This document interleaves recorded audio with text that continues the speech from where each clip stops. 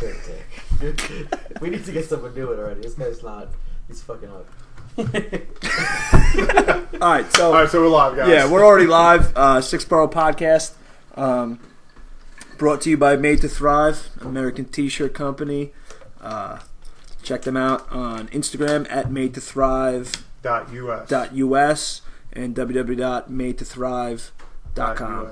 Oh, .us. Yes, US. Because we're American. Because we're American made. All right. American as fuck. Powered by America, even on the internet. Fuck yeah, build the wall.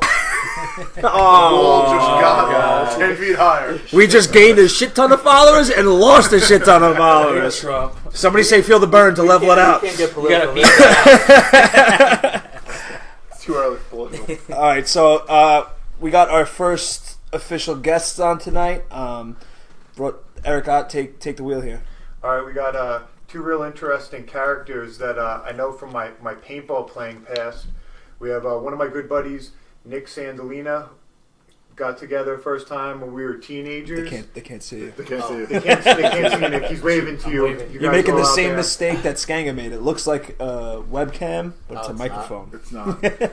We're not that advanced yet. So I can take my clothes off? Please do. I already have my pants off, so. I saw that. And we have joining us is Nick Sandalina and Ivan Orama, famed street artist. Check him out on Instagram, Ivan Orama. Webpage, IvanOrama.com. It's on Snapchat. IvanOrama.com. He's on Ivan Bumble. Orama. I'm on Bumble. Bumble, Ivan. Tinder. Ivan. Yeah. Have you crossed over to Grindr for artistic reasons? I was about to say he's on some shit that hasn't even been invented yet. This guy just jumps right into Grindr. Holy shit. I think that was the first dating app, though, if I'm not mistaken. I remember hearing that my gay friends talking about it years ago, and I was like, they should invent this for straight people. This would be wonderful. And then I didn't think it would work. But then, like, 6 years later, how is it, guys? I'm married. It's quite wonderful. Yeah. It's almost like it's not fair, to be honest. It's just like you're shopping on Amazon. Or it's extremely now. If you have Amazon Prime, there's like you're at your door, not 2 days. Is there a Tinder Prime? 45 minutes. 45 minutes. Door. Is there a Tinder Prime? There's a Tinder Prime? Yeah, like Amazon Prime. It's like it's all on your approach. One click shipping. You know, like one click shopping on Prime. Do they have that for Tinder? They actually do. They got. They do. They got super like. Yeah. So you can hit her with a super like. What is a super like? All right. Do you guys know how Tinder works? I know, like the whole premise, like swipe left, swipe right thing. Well, right? swipe left, swipe like it's anonymous. So you go across pictures and profiles, and you could thumbs up or swipe right. And if you get a mutual anonymous swipe back from that female, then the line of communication is open and you're able to actually talk. Okay. But you can't just randomly hit somebody up and talk. So you have to have a mutual attraction first, and that's when your Amazon Prime account kicks in. And that's the super like? Super like, you could just hit that super like, and then as she's scrolling through your picture, it takes out the anonymousness of it, so it'll let them know that this person already liked you. All right, hold on. So let me understand, because it seems like an unlockable thing. The super like, you have to. So you get her thing, you swipe that you like it. So if you come across somebody and you're like, God damn, and you want to let her know, God damn, you hit the super like instead of swiping. Yes, because if you swipe, it's anonymous. If you super like, that means when they come across you, they already know that you are interested. There's not an unlimited amount of super likes. Really? You can purchase them if you want. Get the fuck out of here. Yeah. Well, so you have to reserve Amazon Prime. Amazon Prime. Oh, so you can't just be giving out super likes, so they know if you super liked it, it costs something. It means something. It means something. Yeah. That's like you only get one like a day, one super like a day. So it's like so if you use that, it's not like it's just when you're swiping right. Some of my friends are just look right. Ass. Yeah, whatever it is, mathematics, whatever it is, yeah. Strength but if numbers. you're super liking someone, that's you're really fucking. Is it really called the super like? Or is that? Yeah, no, it's called super like. Son of a bitch, that's brilliant. It's amazing. Brilliant way to monetize it, because like if it's late at night and you're a little drunk, it's like 1 a.m. You'll be spent your credit card hooked up. It's 11:59. You're like, I still got this super like I'm fucking hitting somebody with this shit. Yeah. No, you'll be buying more. They'll be like, how much are they? 50 cents. Let's spend $25 and get this done tonight. The super like could backfire on you though, drunk like that, because if you super like some sober chick at 3 a.m., she's like, this pathetic motherfucker. It's true. Well, it's true. Absolutely. I haven't thought that far into it. I don't know. I'm gonna tell you a story about the Bumble thing. this was what happened. Talk about Bumble. Tell a little bit about Bumble first. Yeah. What's the difference between Bumble and Twitter for us married folks? Tinder. So Tinder. Not Twitter. Twitter. Yeah. So Tinder, let's say a girl swipes right and you swipe right. You get a match. Usually, yeah. And So you both have to match. You both have to like each other in order to be able to speak on Tinder. Correct. Anonymously. But this is the whole thing, is that it's just known the guy has to write them first. It's just known. Sometimes the girl will write you back, but it's just like you have to come up with this intro. The guy initiates. Hey, how are you? You know, your picture, your second picture, you have a nice, outfit on, or whatever the fuck you gotta say. The icebreaker. You gotta come up with an opening line. Opening line is hard. It's the best thing. If you two swipe right on each other, the girl has to write you first. Oh, it's the chivalry So level. the guy's in the driver's seat. But hold on, it gets even crazier. If she doesn't message you within 24 hours, the connection is terminated. And you can't message her. So that's a timeline. So The they're guy like, can't- hey, It forces them into messaging you within 24 hours to So stop this the is like conversation. for progressive women who don't buy the whole chivalry bullshit. Or the ones that are being forced into it because they just need a little dick. And the guy's in the driver's they seat. all need The that. guy's in the driver's seat. That's brilliant. So I'm gonna give you a story. This happened last week. Yeah, last Tuesday or something like that. Yeah, I was on 11:30 at night. Bumble. I'm sitting there. I'm in my sweats, just chilling. I didn't even brush my teeth that day. You know what I mean? I was just chilling, and I'm on Bumble, and I'm on a mission. I'm like, maybe I could post some magic off. This is I do this. I've been doing this since MySpace days. Long time. Maybe I could post some You're a magic off. veteran. Let me just rattle off some shit. See what happens. Swipe right. This girl swipes right. Matches me. Says, "Hey, handsome." I don't even bring it up. So everybody's we got on proof? Yeah. We're gonna read this. Proof of purchase. This is Could I read? Somebody- Hold on. Could I read? Let Eric read for the girl. Could I read what she says and you read read what the you whole say? thing. Oh, we're gonna act this out. I'm not making up this whole Dramatic shit. reenactment. Let me tell you the story first. Because I gotta download. Wait, no, Bumble. just Get this guy addressed. Let the text tell us the story. Act this bitch out. I want to. This is I like gotta download it. I gotta download it. this is like a first person account. I want this real time. You guys got Wi-Fi here? Yeah. Don't say the password on live on air. Though. Yeah. Yeah, You they'll just be slide it sitting in. out front of your house People are gonna downloading be driving illegal by, movies. yeah. They're gonna use Napster. See, you know why I wouldn't do well on Tinder? Because I'm not a very good icebreaker. Like I don't know, and internet pimping is not my thing, so I'm not a good icebreaker. I feel like I'd have to be like one of You these. have to practice a little bit. I'm just not into it. I'd have to be like one of these people working at a stock brokerage firm, like with the cold call sheet. Like you'd have to give me a script. You need the algorithm. This is what I do. And I'm the master. I've been doing this since MySpace. Like, long So, time. so like They 06, say 10 05? years and you're a pro at something? You got 10,000 I'm a hours. motherfucking pro at this. This guy could be a helicopter pilot I for know this online shit. dating. So it used to just start with, I used to, That we need to make an app, yeah, like a helicopter app. That's that it. was crazy. Helicopter dating. So what I do, my biggest thing now is I'll throw in like a pizza, the emoji of a pizza, and they'll respond, "Oh, I love pizza." So I don't even have to think of anything creative. Yeah. And then I'm like, "Oh yeah, I like pizza too. What's your favorite pizza spot?" But that starts it. We've gone in down the driver's seat. This is how they did it in ancient Egypt. This is how Nefertiti got bagged. he drew grapes on the wall, and she's like, "Oh, I love being fed grapes." Yeah, bro. I'm telling you, shit works. Yo, He's tried it.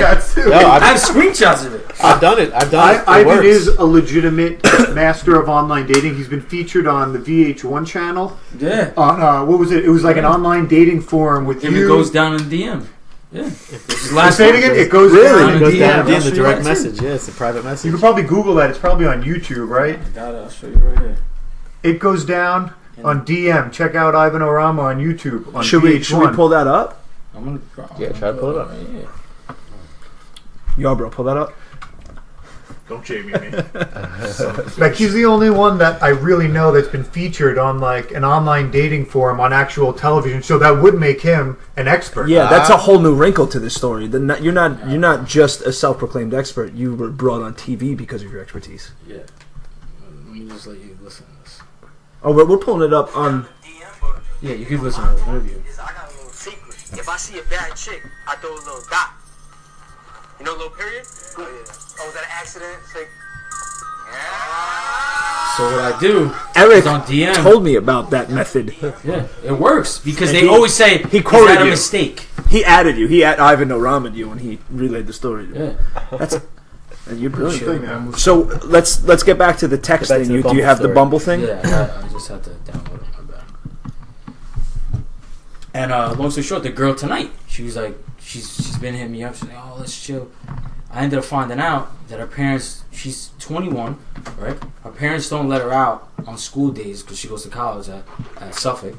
So she can't go anywhere. So I have to go there, bang her out in front of her house, and then bounce. So she comes out to the car. Yeah. So I'm gonna tell you what happened. How it So happened. just start sending out emojis of pizza and a car from now on. Yeah, basically starts the whole shit. Pizza.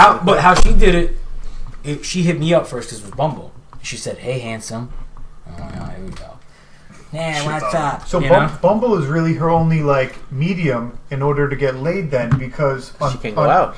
I realized this 2 days ago Mm-hmm. because she came over the first day I beat it. See, I have to tell you the whole story, man. This is very intense. So, all right. How many Oh my chicks God, have you bro. taken down through the internet? If you had to guess. I don't know. Too many to count? Yeah, I've been doing it since MySpace. This is like Just take a guess. Throw something out there. I wanted to get. We gotta put something to it. Don't do it. Don't do it. No, you don't want to It's a commit trap. yourself? It's a trap. It's a trap. What about you? This is a feminist trap, Dave. Where are you coming up with this material? I don't think it's a trap. Nah. Microaggression. It's a microaggression. Listen, they're coming at you, so All right, you're here we doing go. it right. Here we go. All right, so it starts off. Don't say her name No. profile thing. Call You her have to- Slinky. Yeah, Slinky is the alias. If you need No, to, call her Slanky. because she's slanging it. She slanged it. Slang that shit. Alright, so I try to be cool. You know what I mean? I try to. My whole. Eric's Part gonna of read Slinky it. is going to be played by Eric Ott. All right, so So here we She go. goes- Let's start now. Go I ahead. got it. I got it. Hi there, handsome. You go with the southern voice. Southern Belle. I go. Hi. Cheddar. I'm trying to be nice. You know. How was today for you? Not too bad. Although it's getting better now. Smiley face. Oh. And then she goes, you? And I go, are you flirting with me? Because I'm like, what are we doing here? Smiley face. I most certainly am. You know what? I can't have you read this. I'm just gonna do it. I'm just gonna do it in my voice. It's getting weird.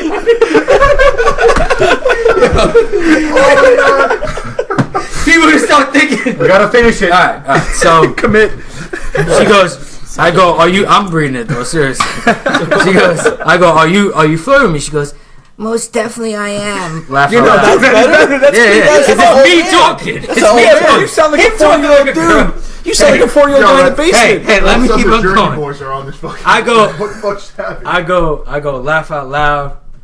I know. My day was good. Got some. I always do this. This is the key part. I always bring in what I'm doing right into the forefront because it's interesting. I know that's an easy way for me to get them on my side. You know what I mean? So I go, my day was good. Got some art stuff done, and now I'm just chilling out. Right? She goes, I love to. I love you to tell me about yourself. I go, ask away. ... She goes, what do you do? What are you looking for? What makes you happy? Jesus Christ! Right? 3 questions right off the bat. Typical I'm a woman. full-time artist. I'm looking for a girl that can booty clap. I swear to God, I said it. I swear to God, right there. Little girl that can booty clap. So I want to see where this is going. Is she fucking with me? Like, is this a joke? Someone I know? Like, you know? She goes, I'm guessing that fits the category of what makes you happy as well. I go, I love inspiring people and just doing art overall. She goes, honestly, inspire my booty. Well, honestly, you might inspire me booty clapping. And I go, really? And then she goes, what's wrong? She goes, what's wrong with the face? Did I give a face? I go, I think it's cute or whatever. Blah, blah, blah, blah. I'm going to keep on going to the good part. She goes, honestly, slightly intoxicated and highly horny. That she tells me. This is 10 minutes into the convo, you know? Fast forward. What time of night is this?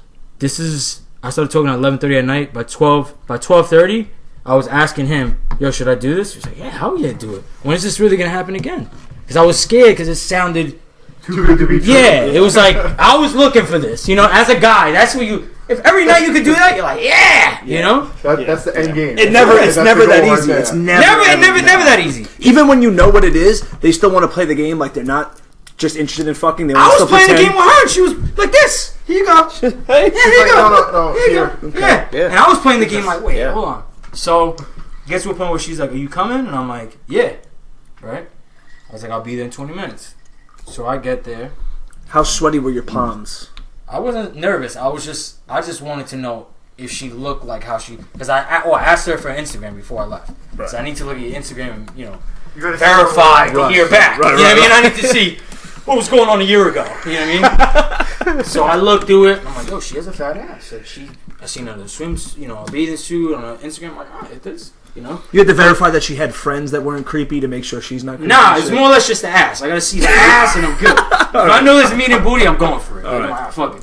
You got simple I criteria. go there. I'm waiting. I hit her up. I go to the end. I hit her up. I'm like, yeah, I'm on the block. She goes, I'll come outside. Cool. I'm in front of my house. I'll come up like 3 houses because I'm 3 houses. I didn't know what the house was. So I roll up. I see her. She's in like Abercrombie fucking sweatpants and like just like a sweater. With the waist roll. Nah, not with the waist roll, but she had the short sweater, so it was fan above, so you seen the booty, you know? And I seen that, I was like, oh, yeah. You know she's already wearing sweats. She's not Yeah, trying I'm to like, go. She doesn't want Italian ice. Yeah. So don't she wanna gets go. in, and I'm like, wait, you want to go somewhere? She's not, we can stay here. And I'm like, but are your parents inside? She said, yeah, but my dad, me and my friends always hang out outside here, we smoke and stuff like that. So I'm like, all right. And I'm a little worried because I'm still like, is this fucking really gonna happen? Yeah, you're at somebody's house. Yeah. Like you're a Yeah. teenager in high school. Yeah. Yeah. Like I'm a little scared. I'm not gonna lie. You know, it's just smooth. I was scared fucking a girl in my car outside of my own house one time. I'm a grown ass man. In your own driveway. I was scared. And she tells me she has a brother, and I'm like, oh, this is great. All needs to happen is the brother has to go get something at 7-Eleven, and he sees the fucking truck Her sister's going booty back and forth. clapping. You know what I It's not mean? gonna go over well. So I'm like, I'm just sitting there, we're talking about small talk because I'm a little nervous. This bitch just jumps in the backseat. Just takes off her clothes. Unprompted too, right? I'm talking about, I don't even know what I was talking about. It was just me kind of nervous a little because I was like, this is awkward a little. Like, this is just going totally my way. You know what I mean? She gets in the back, takes off her clothes. She has a sick fucking body, bro. Like, dope. The dimples, the whole bit. Oh, And thumb she's just like, spots. fuck. Love those. She's just like, fuck. Back to I go back there. place Whoop. hands here. Whoop, whoop, whoop. Take the little extra small condom, put it on. Bam, bam, bam, bam, bam. Beat it 3 times. She gives me a massage. Leaves. She gave you a massage? And she gave me a massage. She She's said, a giver. I never do this, blah, blah. Yeah, whatever. I don't give a fuck. So, next morning. Wait, hold on. She said I never do this about the massage or the sex. The whole situation Oh, with the massage, she said she. Come on. Yeah, the massage, she said she never does. All right, you know why that's important, right? Because Yeah. everybody's caught the one night blowjob, the one night. Yeah. No, I didn't ever Like, give you. I never do this. The funny thing is, I The didn't girl let who it suck me off goes, 'cause I was a little never worried. do this about the massage, but it's like I have casual sex all the time. This is way out of my character. I must really like you massaging you after Jam fucking your you. dick in me. You're That's fine, but special. I'm not rubbing your Yeah. back. I'm usually out after he comes. It's really weird that I'm still here. You must be special. You are artistic. You're a keeper. It was crazy. It was like it totally went my way. I didn't have to be. I was just cool with it. She was kind of like cool, like whatever. I go home. This is 3:30 in the morning. So What were you humming on the drive home? Like blue sky. Literally, yo, I told him. Were you the calling truck- and texting your friends? No. This is what happened. This is a true story. I told him this. So it's at 10 miles, the fucking gas, right? 10 miles. I'm like, when it gets to 7, I have to leave no matter what. Oh, I don't- because the truck's Yeah, wrong. I'm in Patchogue all the way to fuck over there somewhere where it's like almost like far. So It ain't you even did Patchogue. 3 gallons worth of fucking. Listen. That's Yeah. impressive. Yeah, I was there I got there 12:45, let's say. I didn't leave till 3:30 in the morning. Damn. I was pounding away in the fucking truck like a champion. Yeah. Back of that truck, That's your motherfucking, blackberry. you could fit 5 people back there. You know what I mean? Long story short, I leave. Right? I don't know where I'm going. It's on 3 miles at this time because, you know, I had to get my extra session. So I'm leaving, and I can't find a gas station. I can't. So I finally find Sunrise. I jump on, and I'm going, and I'm like, where the fuck am I going? I get on North Ocean. No. I get on whatever the fuck it was. Long story short, I get on the LIE, right? It's at 0. I get to the gas station.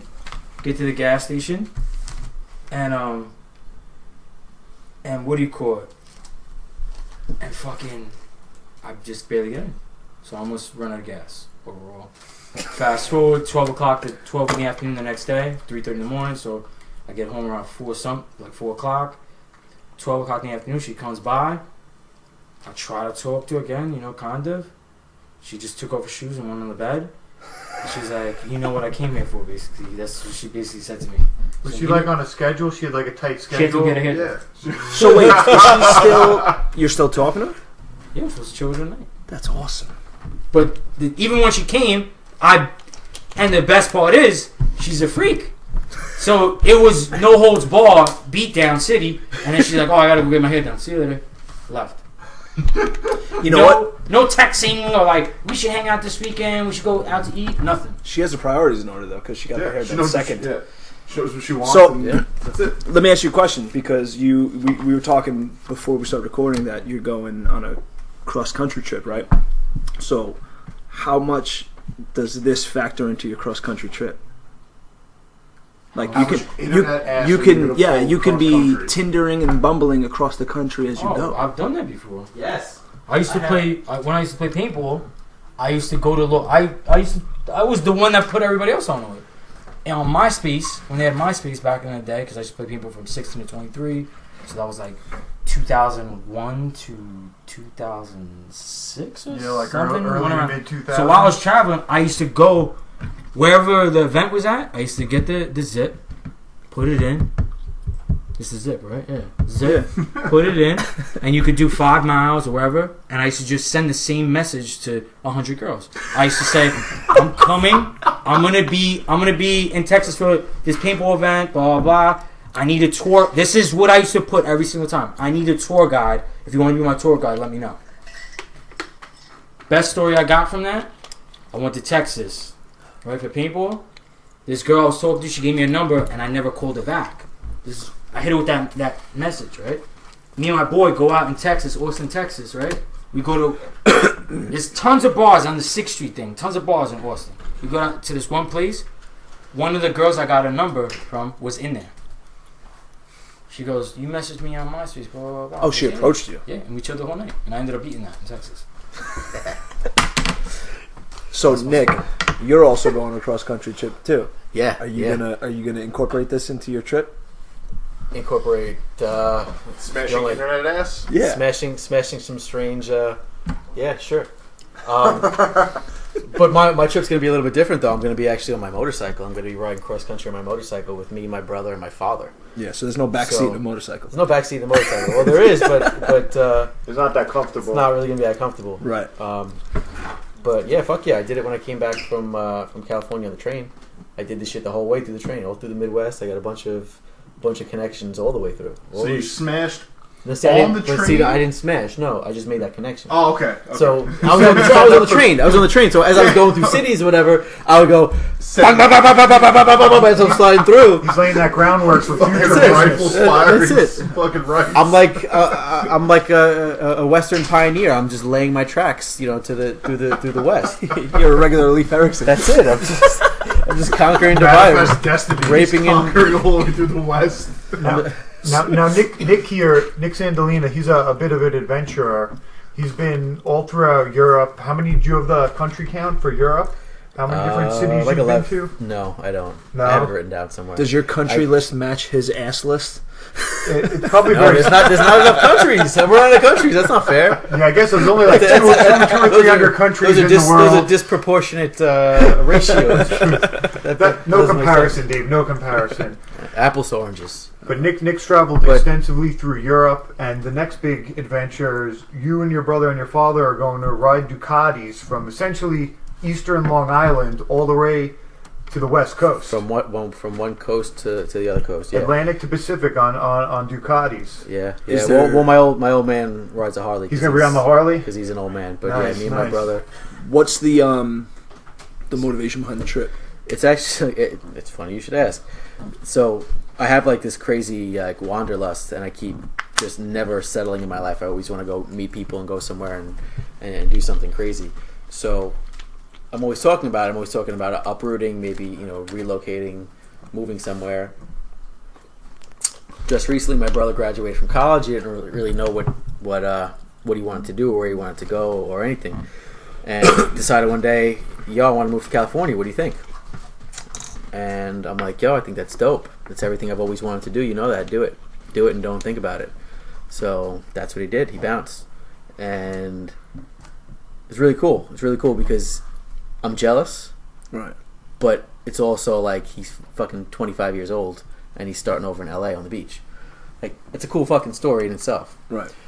So that has sparked more of my like, all right, now I really got to fucking move. Now I got to travel more. I got to get the fuck out of here because I can't sit down for more than 5 minutes.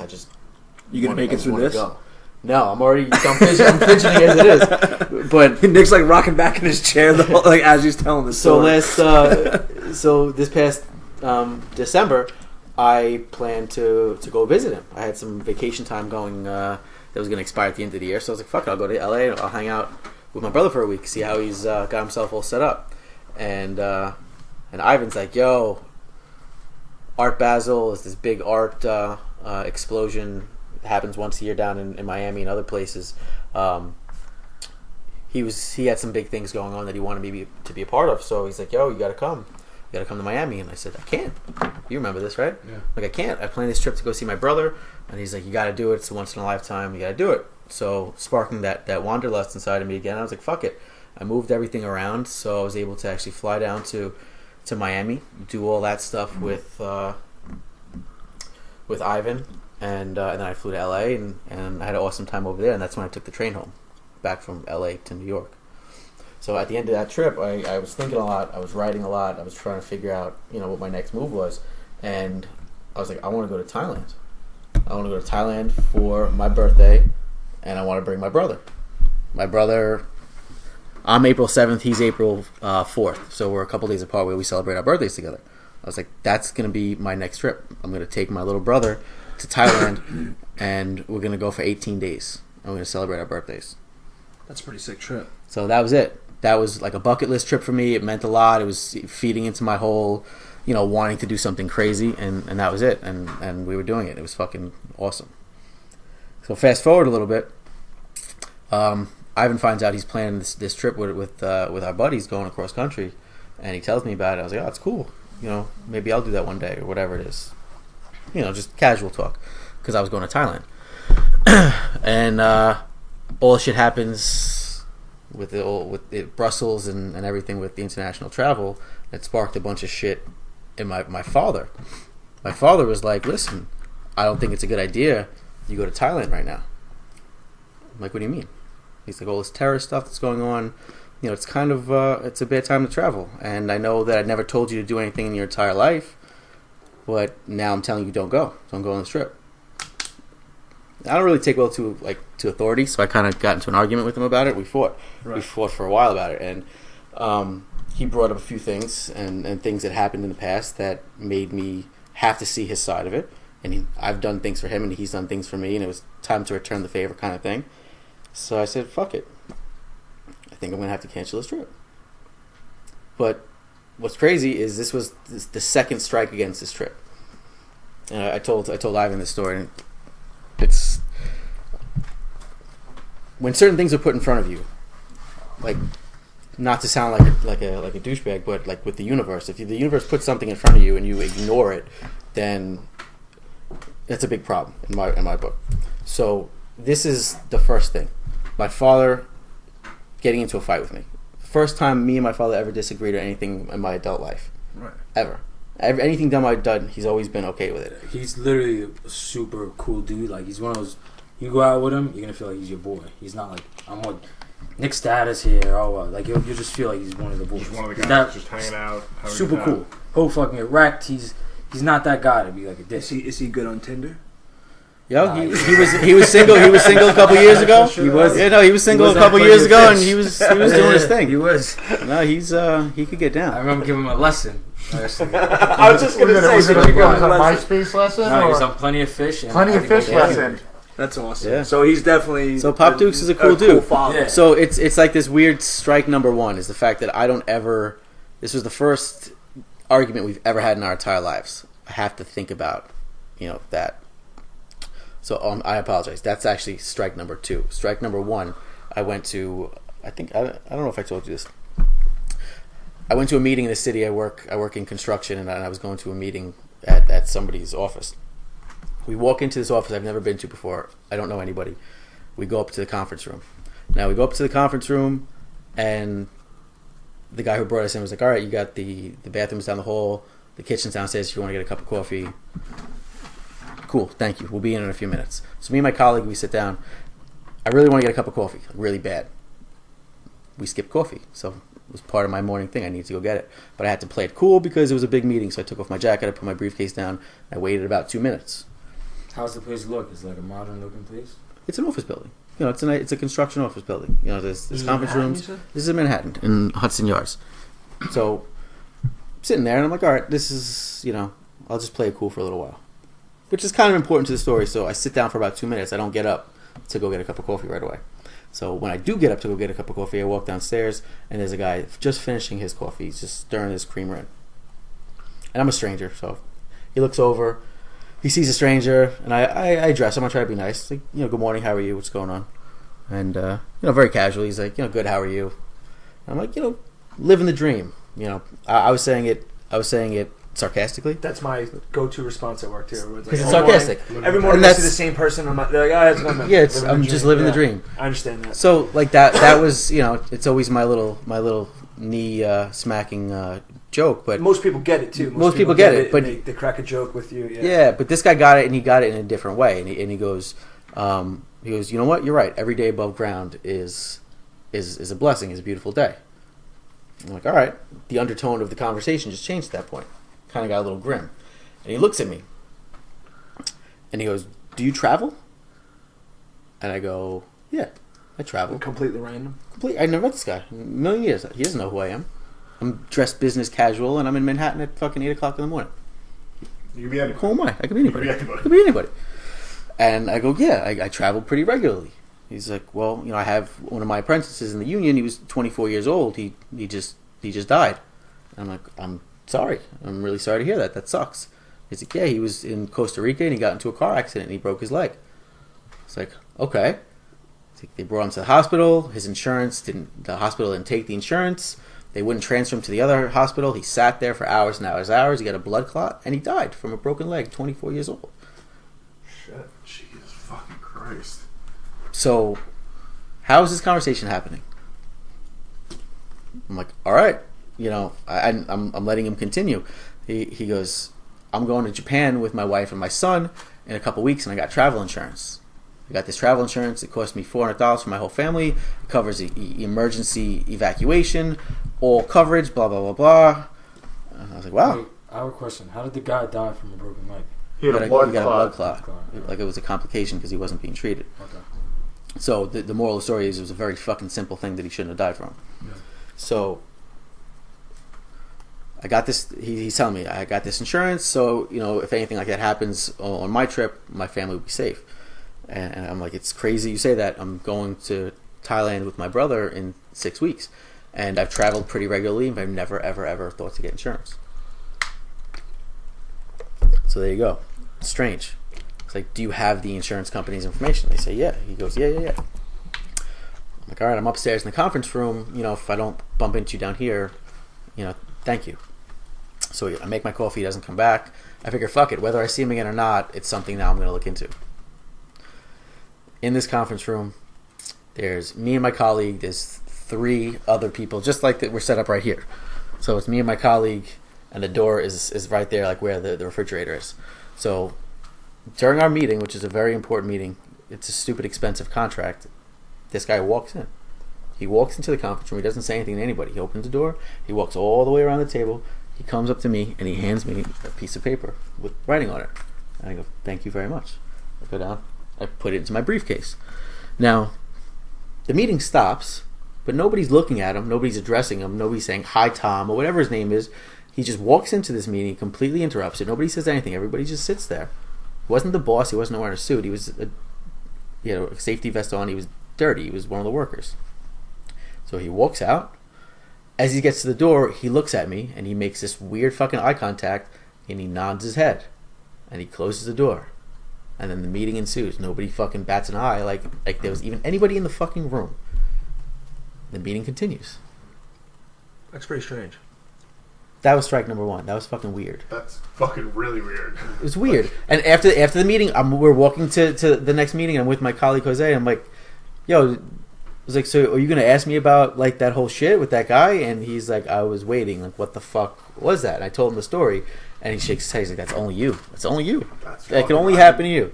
So that was strike number one. That was in the back of my head. I already looked up the insurance. I felt good about it, actually, that I was like made aware of this and I was going to buy the insurance for me and my brother. So I was like, wow, that's crazy. But it sets like that negative undertone to the trip already. So that was strike number one. Strike number two was the argument with my father.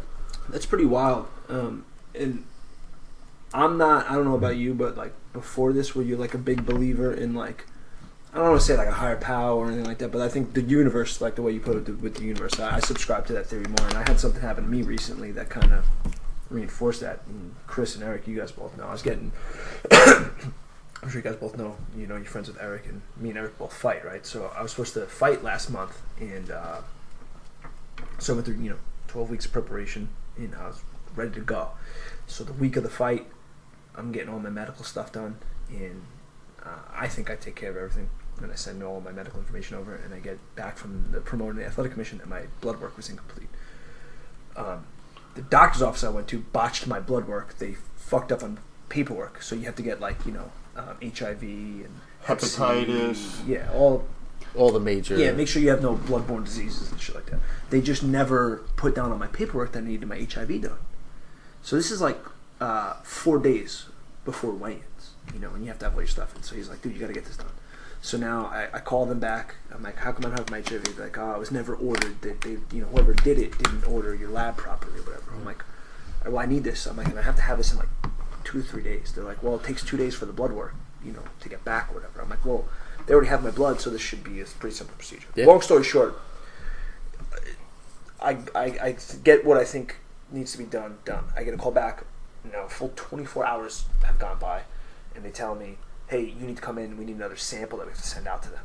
I'm like, what the fuck? So I go back and I do it, and they're like telling me it might take 2 days, and it's now Thursday. 2 days is a day after the fight. I'm like, the fight is like tomorrow. Like, I have to have this in by the very last.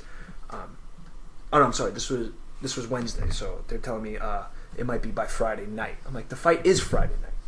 Like, I have to have this in by then. I can't come get it Friday night. I have to have it in my hands like before. So I'm dealing with that. So I go and I teach a class on Wednesday nights. I go to teach my class, and I'm not even training, and I get elbowed in my eye and need 3 stitches.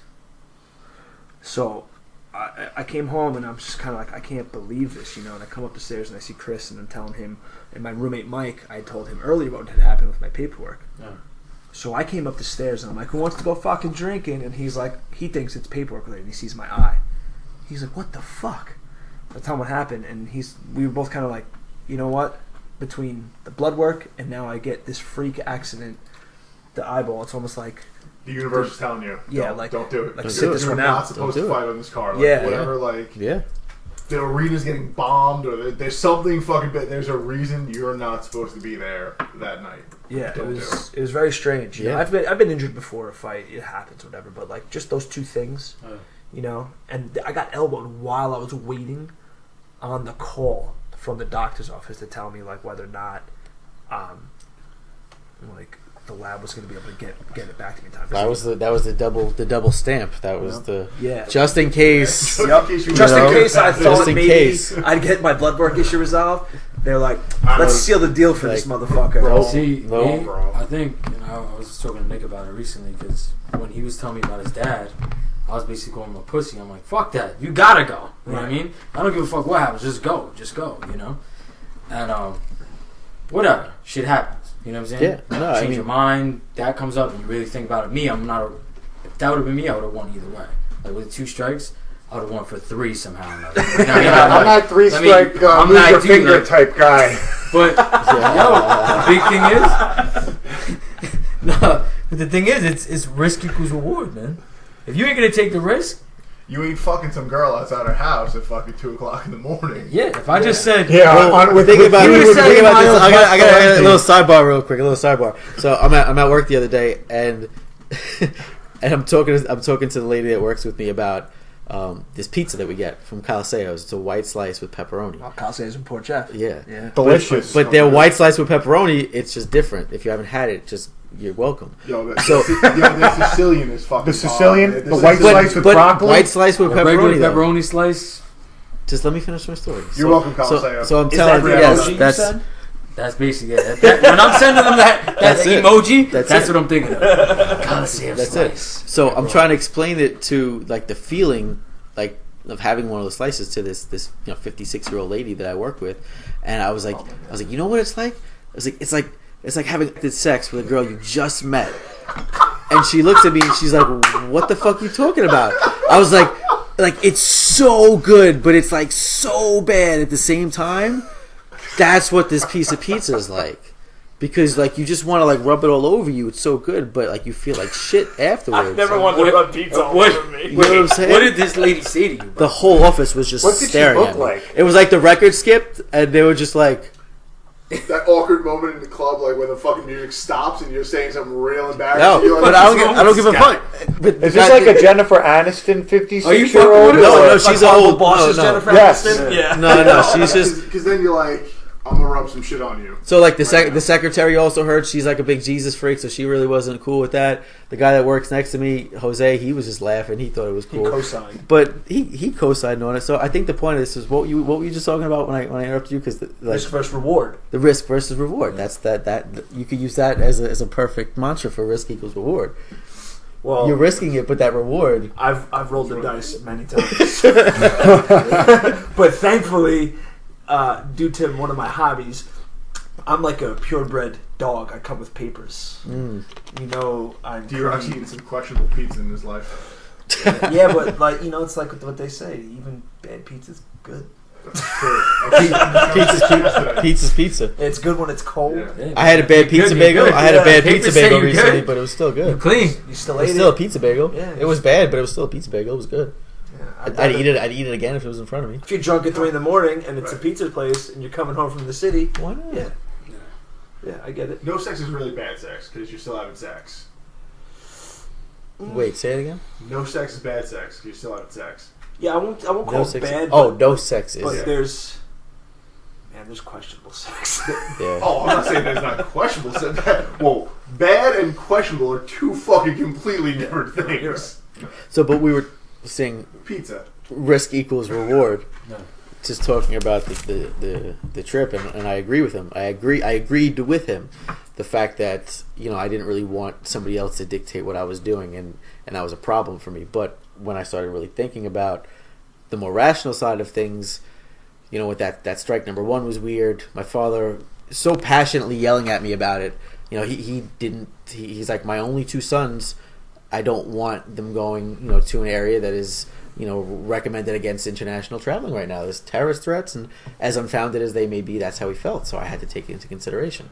So that was strike number 2. That country, Thailand's always been sort of tumultuous. I know there's always I have friends that live there and friends that travel there regularly for kickboxing and MMA. There's a lot of training camps, and they tell me that there's always riots going on in the major cities, much more civilized riots than they have here in the United States with looting and building burning. Yeah. But there's always protests and demonstrations and things going on over there. Upheaval. There's Well, no Thailand- stuff going on there. Thailand, apparently, how it was told to me, because Chris Vamos has spent the better part of the last 3 years in Thailand, and training and teaching at Tiger Muay Thai, and he was there during the big riots in Bangkok that was all over the news and it was international, and he was talking to us about it. He's essentially saying that, and this is pretty much only for Thailand because Thailand's economy relies so heavily on tourism, that they basically just kind of kept it to only one area, right? It was like in the one area of Bangkok, and if you were a tourist, they like just did their best to breeze you by it and not let it not inconvenience you, so you could go on with your day and just kind of enjoy your trip. I've heard the same thing as well. Told to me about that, because Thailand is so reliant on the tourism industry that they do whatever they can to make it like, hey, this doesn't concern you. Go to the beach and have fun. Yep. Go bang horse. Watch out for the lady boys and just have fun. They actually from what I've heard, at certain protests, when they have like certain groups rioting, they actually like color code themselves. Yeah. To separate themselves, just so that normal people don't get mixed in. So sometimes you have like the purple group versus the red group, and one is the labor union party, and the other is the socialists, right, or the right wing conservatives, and then they'll meet head on and go blow for blow and riot in some predetermined area. And I don't know if it's like wrestling where it's like Anchorman. After you go, Just don't touch the hair or face. Don't go outside the box. Don't go outside the box, sir. Just don't touch the hair or face. It's real mindful protesters. Like, we're gonna wear orange today, so nobody gets inconvenienced by us. Yeah. So we don't get any. We don't want any tourists to get mixed up in things before we start hurling Molotov cocktails at each other. But like what you were saying about risk versus reward, and like I agree with you, and I also agree with you too, Ivan. But I think there's something to be said for stubbornness when it matters, and there's something to be said for mindfulness when it matters. You kind of just got to be able to have the wisdom to decipher. And once the edge wore off of the argument, and I remember having the conversation with him, and I felt him getting frustrated with me because I was starting to see my father's side more than I was seeing my side. But it was once the fire went down, I understand that as much as I feel it was an irrational fear, it was his fear, and I couldn't change that, and that's just what it was. So I'm sitting there and I'm pissed off, and we're talking back and forth, and I'm going through my phone and I'm just thumbing through Facebook, and I'm just sliding through things just to keep my mind off it. I'm not even really paying attention. The TV's on, and I'm just thumbing. I'm like, fuck it, just wasting time. Let me get up. Let me go do the laundry. Let me go do something. So I stand up, and as soon as I look down at my phone, my thumb is on like the last thing that my thumb was going to be on before I put my phone away, and it was this article. I just pulled it up. It's from a blog that I follow called Solo Traveler, and the name of the article is called A Difficult Travel Decision. So I look down at this phone. It's just like literally, I'm thumbing. I'm like flicking through this, not really paying attention. I stand up and I look down at my phone before I walk away, and I have this article. It says A Difficult Travel Decision. And I walk into his room, and I'm like, "Could you just read this? Like, look at what I'm about to read." And I explained it to him, and he just looked at me and shook his head. I went back. I sat down, and the article starts like this. My flight to Israel departed Toronto Pearson International Airport at 6:15 last night. I wasn't on it. I awoke yesterday to news that 4 civilians had been killed in Jerusalem. The attackers used a gun and meat cleavers. 8 bystanders were also injured in the incident. Reports describe it as the deadliest attack in Jerusalem in 6 years. It goes on to say, actually, to be perfectly honest, I awoke to a phone call from my mother pleading with me not to take this trip, as she had heard the news before I had. Wow. So just that opening line, it's reenacting the already strange and out of the ordinary fight that I've had with my father about this trip. The eve of that fight, when all the anger is going away, I read this article. It's a long article. It goes into all this stuff, and I think we were talking about this. I just want to say one thing before you continue. Yeah. I appreciate you not reading that in a southern woman's accent. Yeah, that's. It was a toss-up in my head. It was a game time decision. It was a game time decision. Good call. Well, good. I appreciate you recognizing that. So I read this article, and it's just dead on. It's exactly what I'm going through in my head right now. It's almost. You just plug in different places and different people here and there, and it's the same conversation I just had. And the article made a great point. It's like they were talking about Jerusalem. I'm talking about Thailand. Thailand will still be there. Yeah, you can go on that trip whenever. Thailand will always be there. Thailand is whatever. Altering the relationship me and my father had by directly disobeying him and bringing his youngest son and my brother there against his will. Seemed like an outcome that I didn't want to become a reality. So maybe this is the third strike. This is the third strike against this trip. These are all these weird signs that telling you not to go. just tell me not to go. Like, you know, you can't ignore those things. So plus, like the alternative trip that you guys came up with, I mean, Well, that's a more important trip than any trip to Thailand could ever be. Well, don't reveal it to our listeners. I didn't get to that part of the story yet, bro. You know it, they don't. So let's fast forward a little bit. Let's keep going forward. Now I'm trying to think again. Enter an Ivan. You know, because we're just always bouncing things back and forth. You know, we're every day we're trying to just figure things out. So this was just one of those scenarios. And he brings in a big piece of cardboard and a marker, and he's like, just write stuff down. Write other things down you want to do. You know, put Thailand back on the list. Just make sure that you don't use, this energy in a negative way. Just make sure that it's just a speed bump. If this is your decision, cool, rock with it. Just figure out what you want to do.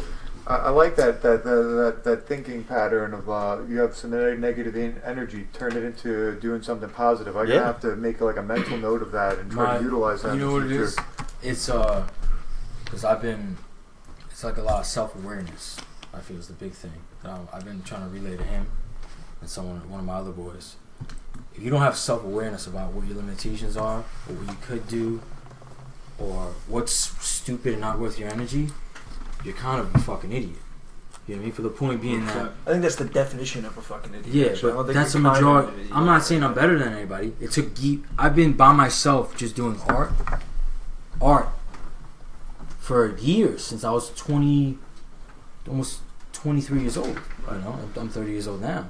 So for years I've been doing this every day, trying to get better. And overall, by taking a list, making a list, and then you dissect each thing into 3 ways you can make it happen. So it's just not, you just don't make a list and say, I gotta go to McDonald's, I gotta get in the car and just drive there. No, you write, I could take a car, a bike, or walk. So if one doesn't work, you just jump right to the next one to try to make that one happen. That one doesn't work. It's a 3-level system, same thing with chess. So you do this a lot? I do this with everything. Okay.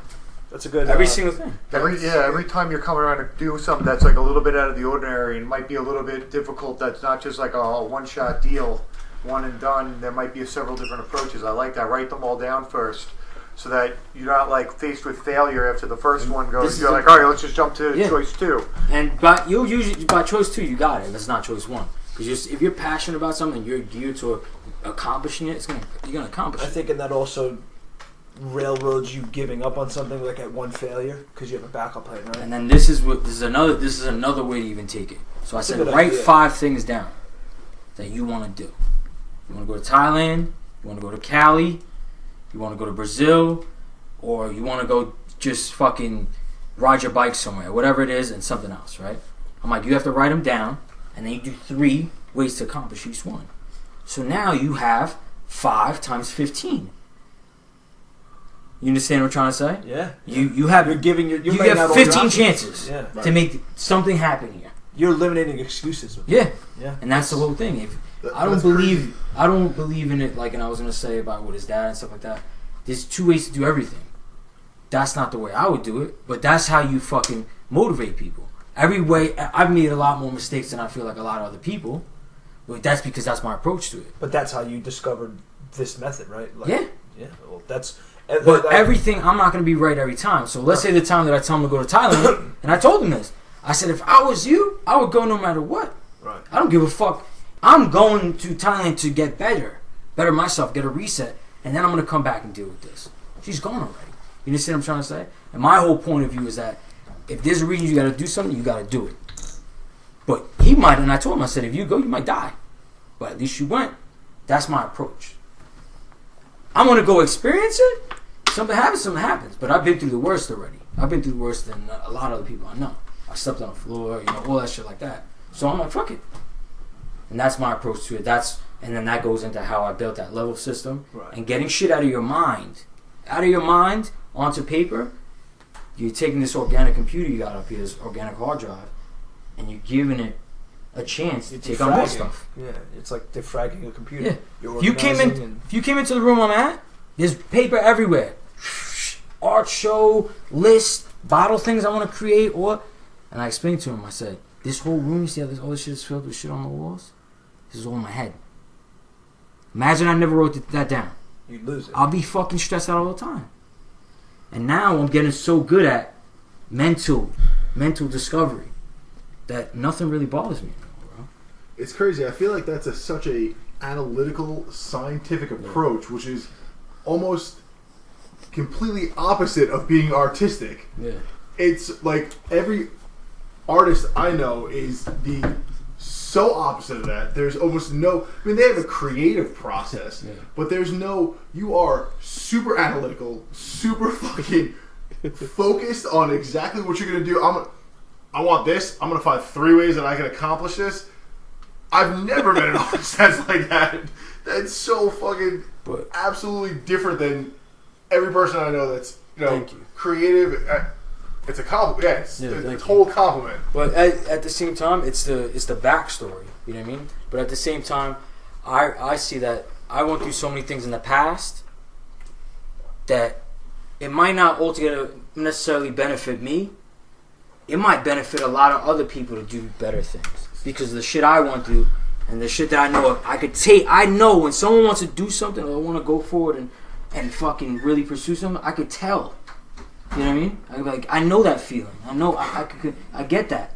So I felt like when he wanted to go to Thailand, like this is an example, you could tell he really wanted to go. So and it goes back to whenever I wanted to really want to do something, I do it, and I got no excuses. Yeah. But it does go back to, I mean, excuses aside, sure, and you know that's definitely a way of looking at it. But I'm looking at it as not excuses. I'm looking at it as signs, like reasons why, you know. Although this is something that I want to do, why are these random things being put in front of me? Is somebody telling me not to go? I know that, but this is exactly what I said though too. I said to you, if it was me, I would go, right? Mm-hmm. And then I said, but I laughed and I said, ha ha ha, you might die. Because that literally might happen. But if that was me, literally, right? I said, you're fucked up, bro. You're a fucked up. But if it would have been me, I'm telling you, I would have probably died. But my whole thing is that's the difference. And it's that's just the difference. Everything happens for a reason. Yeah, I have the word fate tattooed on my arm. Yeah. I'm a big believer in everything happened for a reason. It stems back from an old motorcycle accident I had when I was younger. But going back to where we are right now, everything happens for a reason. So I decided, all right, I'm going to try to make this list. I never made the list. The cardboard's still sitting in my room because the thought. Cut the mic. No. Let me write down 5 things, man. Listen, Linda, listen. So, but what he was saying to me, all his suggestions, I was like, all right, this Thailand trip was like number 1 on my list. I have to replace it with an equal. I have to replace it with another crazy fucking trip. I'm like, I'm gonna get on my motorcycle. I'm gonna ride to my brother. I'm gonna ride to LA. I'm gonna take the trip on my bike all the way to LA by myself. And when I get there, maybe he could, rent a bike and we could ride the Pacific Coast Highway and just, do that whole West Coast thing. I'm like, yeah, that's what I'm gonna do. So that's it. Done. I tell him about it, and he's like, "That's cool. I think that's a good idea." Talking about documenting it and videotaping it, and just kind of the whole journey, and it was a really cool idea. And then I'm like, "Fuck it." Jealous? I'm really jealous. It gets better. I know. I was like, "Fuck it. Let me take this a step further. I'm gonna fly my brother out from LA to New York so he can get on his motorcycle with me, and we could ride back to California together." Like, that's crazy. That's it. That's plan B. So I haven't talked to my father because we got into a fight. He doesn't know that I'm canceling the trip. He doesn't know anything. So I text him and I go, "Listen, if I cancel this trip, I'm going to be mad at you." And he actually went into some deep shit about, how hard it is to be a father and how many times he's been mad at me and he had to, bury it all down, deep shit that we don't dad shit that we don't really ever talk about. So I'm like, all right. I was like, well, this is plan B. And I told him what I was doing. And he goes, cool, I'm in. I'm like, what do you mean you're in? Like, I didn't invite you, motherfucker. I'm like, what do you mean? Don't ask you to come. You're not on the cardboard, Dad. Don't ask you to come. But no, I was like, No one's on the cardboard. I was intrigued. That wasn't that. That didn't make the list. Ivan has this whole tier system, and you didn't make the final four bracket. You know, your bracket got busted. I remember the first time I explained it to them, they looked at me like, "The fuck are you doing?" It's like it was like a March Madness bracket, Dad, and you just didn't make it. You got busted, man. I'm sorry. It's a hard. Yeah, the odds are really hard. It's really hard to pick a perfect bracket. So It's true. But no, I was like intrigued. I was like, "What do you mean?" And he's like, "I just was talking about it to my wife, and it's a bucket list thing. I've never been able to ride from coast to coast, and I can't think of a better time to do it than with my sons." And I'm like, you know what? Now this trip like really means something. This is like a family thing now. So I'm like, all right, that's cool. Let's do it. And that was it. So we planned this trip, and then after I tell Ivan, he's like, "Wait, when are you going?" And it just so happens that we're actually taking the trip at the same time. Yeah. So That's pretty awesome. My boys moving to Cali to go start a new job with his girl that I just got engaged to. They're moving from New York, straight up, just leaving within a month and a half. Just decided that peace, gone. Got a house over there. They're getting a bin, putting all this shit in, packing the shit, and they're moving. And they're gonna drive him, another friend, are driving cross country. And When is this? What? this is the end. This is the end of April. But let's pop it even further. Let's get more of this whole universe thing. The friend that he's riding with, that his him and his girlfriend just got engaged. The fiance is actually waiting for my resume because she works for basically a company that does like my dream job. And we were talking about her getting me a job, me moving away from my job. Pizza taster concept. Yeah, exactly. Well, I don't like country that tastes all the white pizza I get, every shape, size. So I don't really like my job right now, and this wanderlust of mine is with my career also. So I'm like really hot on this career option with this girl who's our friend's what fiance. It's basically like a buyer for like discount travel sites. So like Orbitz and like Travelocity will get approached by these resorts, and they're like, "We have 10 rooms. Do you want to buy them?" And you buy them wholesale from them. So you're a buyer for the resorts. Do you like go check the rooms out? Well, that's part of what it is part of the job is that they're always flying you out to check out the amenities and wine and dine you, so you buy rooms from them. And swipe right. And swipe right on life. It's swipe right on life. That's super liking life. So That's living a dream. that's it. So we were talking about this with this girl, me and this girl, I should say, and after having a similar conversation with her, she's like, "I think you would be really good at it. The personality-wise, everything is really cool. Get me your resume, and let's see. Maybe we could bring you, take you on." That's pretty fucking cool. So, that was already something that was like exciting to me. Now, my brother just moved to LA, like you heard at the beginning of the story. So my brother's in LA. Me and Ivan are always talking about relocating.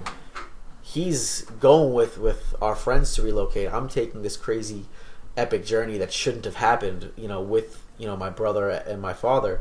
And when I get there, not only are we going to make it, I'm going to finish this journey. Ivan's going to be there. We're all going to be there.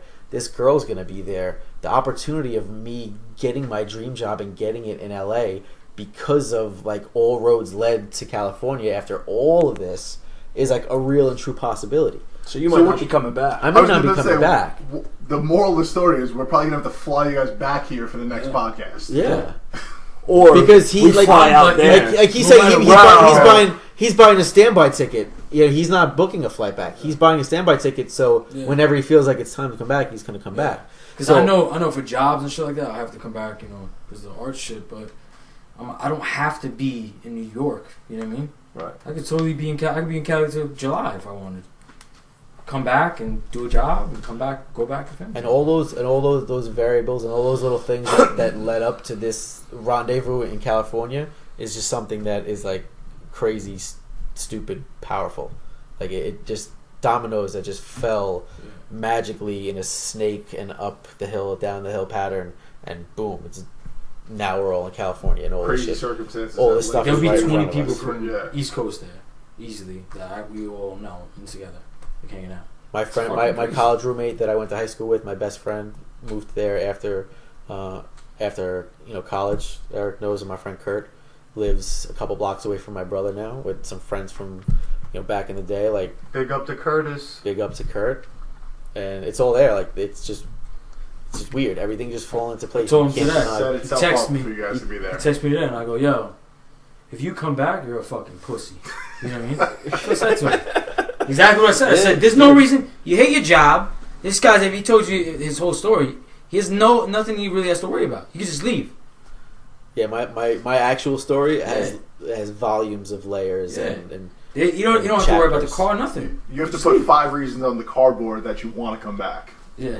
No, what you need to do is take the cardboard with you and sleep on it. Yeah, just, Burn it.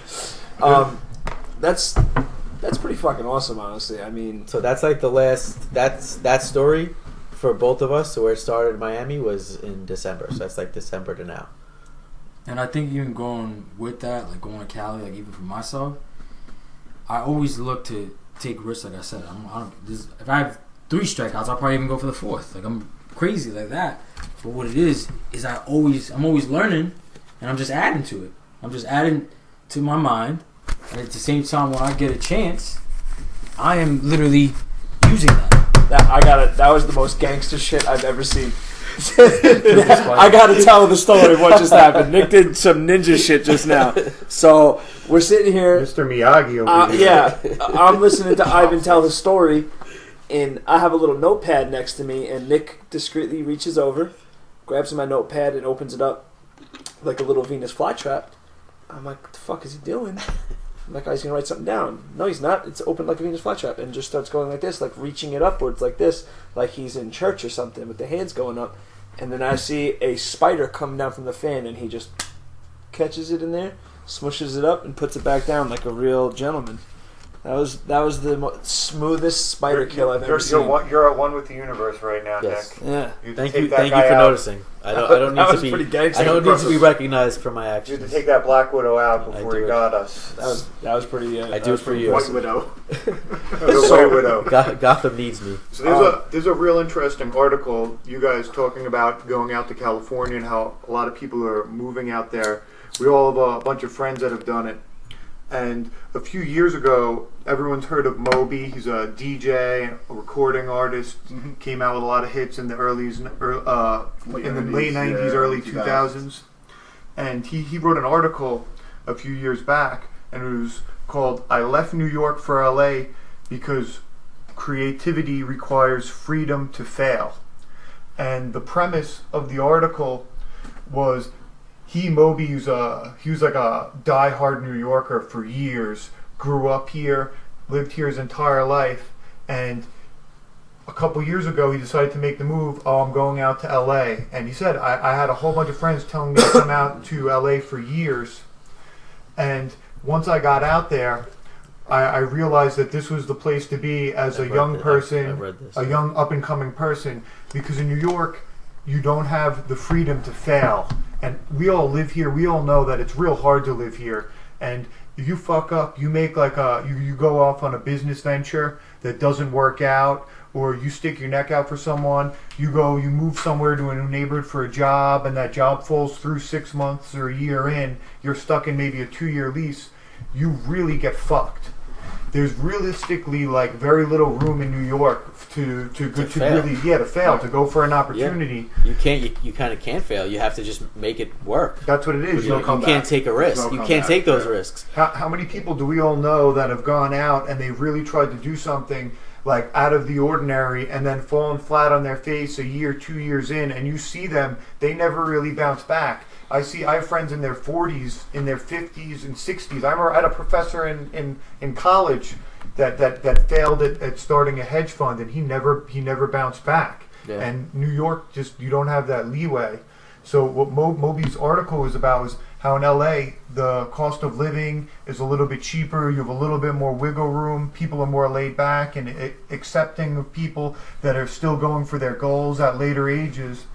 And he now is in LA, and he said, he's like, I go on Twitter or I go on Instagram and I put pictures of me by my pool up in January when it's 70, 75 degrees out, and he's like, I'm not doing it to be mean. People think, oh, you're being mean because you're out in LA and you're making us feel bad about being in the brutal Northeast winter over here in New York. But he said, no, I'm doing this because I want everybody that I'm friends with to realize how awesome it is here, and I want them to move here.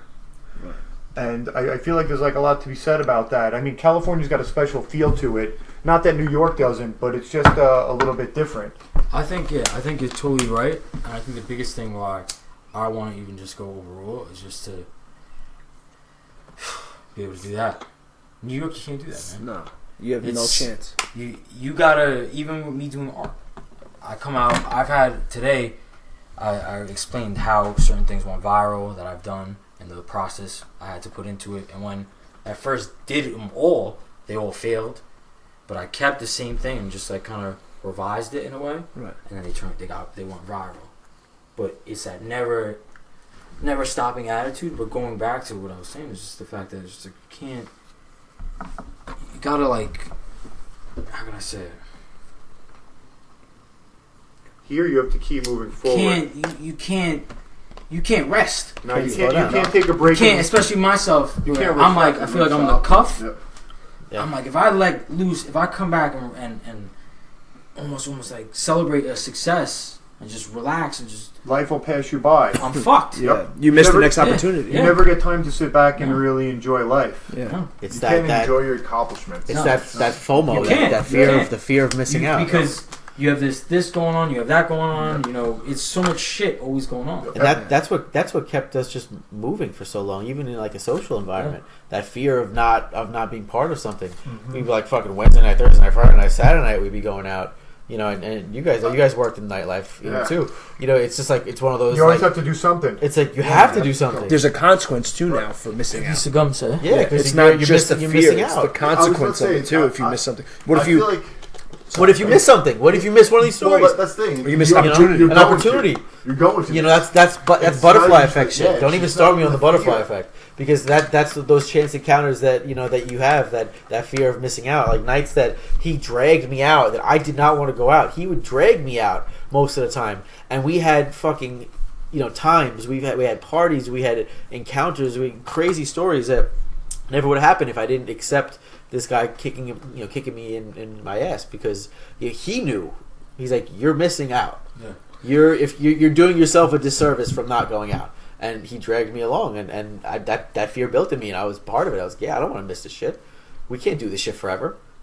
Yeah, you're only young. You're only young once, and I always like look at life and look at like missed opportunities, and I've had like a few that I really regret, and I like made it a point that I'm never going to like move forward and like bypass a golden opportunity or any type of opportunity. And my sister-in-law or my future sister-in-law told me that we were talking this as like a family, like words that describe everyone, and she said, oh, the second I came up, I was trying to think of something to describe myself. I couldn't come up with anything. She's like, you're an opportunist. You take every opportunity that people give you and you run with them as far as you can go.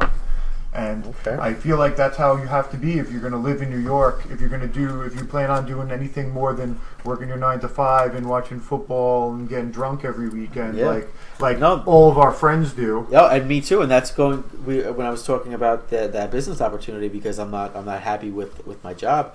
The shit hit me. Like, I'm working in a field that I'm not passionate about, for a company that I'm not passionate about, 8 to 5, Monday through Friday. We can edit that out so they don't fire.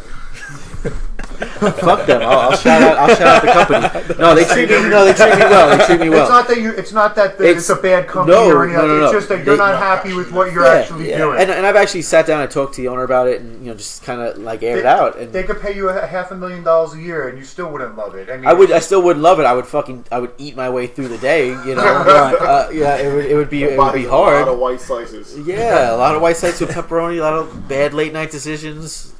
Questionable bitches, but like, what? That's the truth. What is? That sounds like a perk of the job. What are you talking about? There's questionable bitches. What is this company they're hiring? Like, what's going on? This was It was part of the interview process. But if you have one of those careers though that you're unhappy with, you're just doing, and you don't have like a wife and kids and a mortgage. I mean, you gotta make the change now before you get stuck there, because once you're locked in, you're locked in. Well, like I would sit at my desk. I still do. I sit at my desk and I get frustrated, and I get this similar sense of that fear of missing out. Like I'm sitting here looking at blueprints all day. What the fuck else could I be doing? I could be doing something great. I could be fucking, in reinventing the wheel. Like I don't know what the fuck I could be doing, but I know that it's more than sitting at this desk and doing this. And I get this crazy fucking like, oh my god.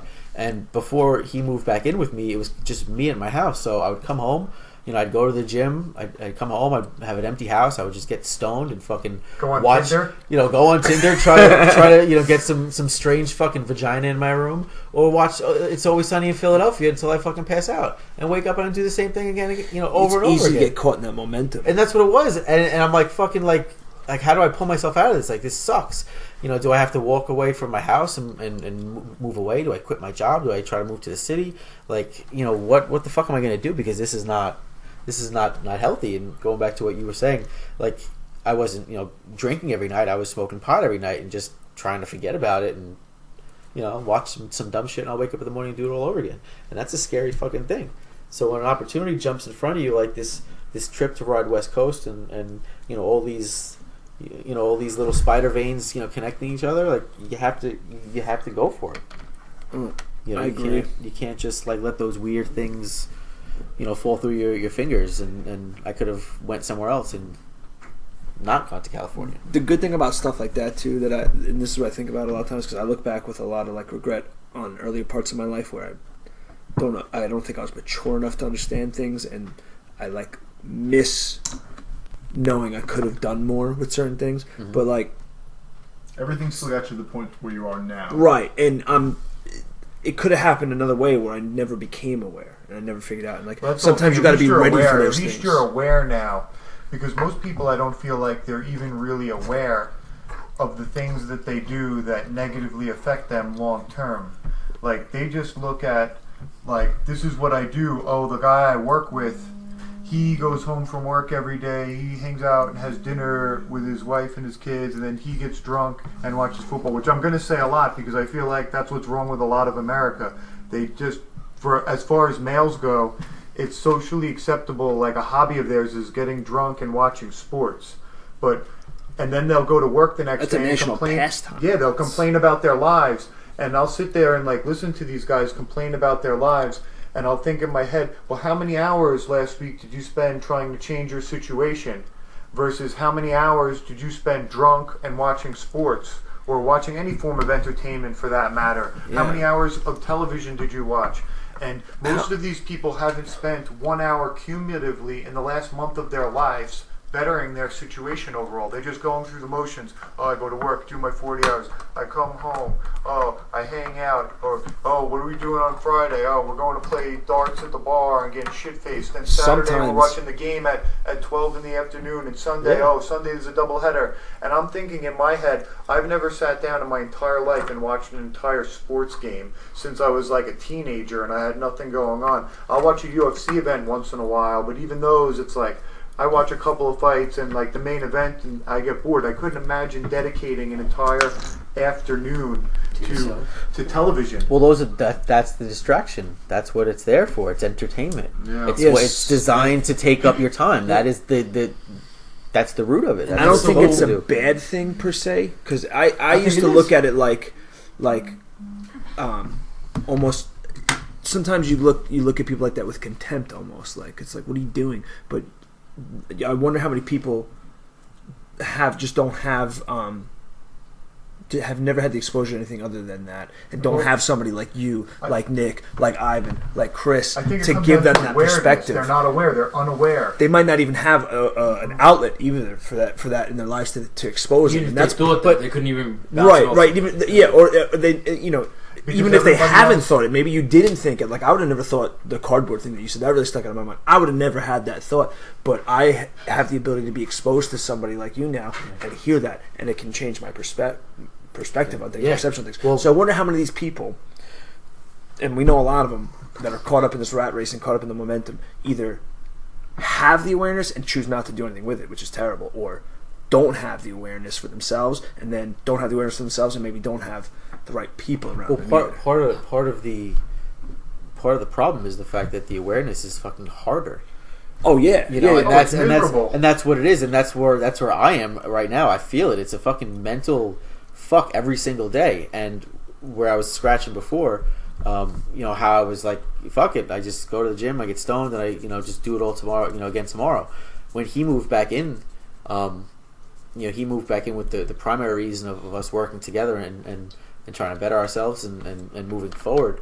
You know, planning for certain things and whatnot, but he came back in with this whole different, refreshed, you know, mindset. Broke the monotony out. Writing things down and let's focus on what we're doing today. That's going to improve ourselves. And you know, he really was like the fucking, you know, the cheerleader for me to help, you know, get me back going. Like thinking, like I'm a dreamer. You know, I have a lot of thoughts. It's just hard for me to carry them out sometimes. So, but that's what the value. You need people like that. Exactly. That's the point I was getting at. You is have that, to have you know, that. once you get that like-minded person around you, and if you could be lucky enough to have them, like, you know, in the same house with you and have constant daily talks, it's a very empowering thing, and it helps. I know it helps me, which, you know, I help people, and I know that he helps people, and it spreads. You know, without this connection here, we can't help other people. We can't help other people get, you know, just kind of like woken up, like do what the fuck you want to do. Yeah, just like try to be happy. A big thing like from that too is like how it's all about self-discovery. You know what I mean? And if you can't put, and that's you could probably ask the 10 closest people around you, what have you done for yourself this week? 2 hours. Even just say, you know, 2 hours, hour, whatever you guys want to say. I bet you no one would be like, oh, I've been busy with my kids, this is going on, my job, blah, blah. Hello, none of that matters. Your job doesn't matter. Does it? Right. Job's not going to kill you. If you have a job or not, it's not going to kill you. Stop worrying about something that's not going to kill you. Worry about getting yourself better. And if you're always helping other people, you're never going to get better. You might as well help yourself Yeah. once in a while. Yeah, and that's a huge thing. A lot of people never help themselves. I tell people that all the time. I'm like, I look at them and I say, like, judging by what I see your actions are, you fucking hate yourself because you never do anything that makes your life any better. And oh, I gotta go help this guy. I have a friend like that now. He's like dedicating days and days of his lives to doing favors and helping other people. Nicest guy you'll ever meet, but I feel like his friends or the people around him exploit him in a lot of situations, and he's always like real down on himself.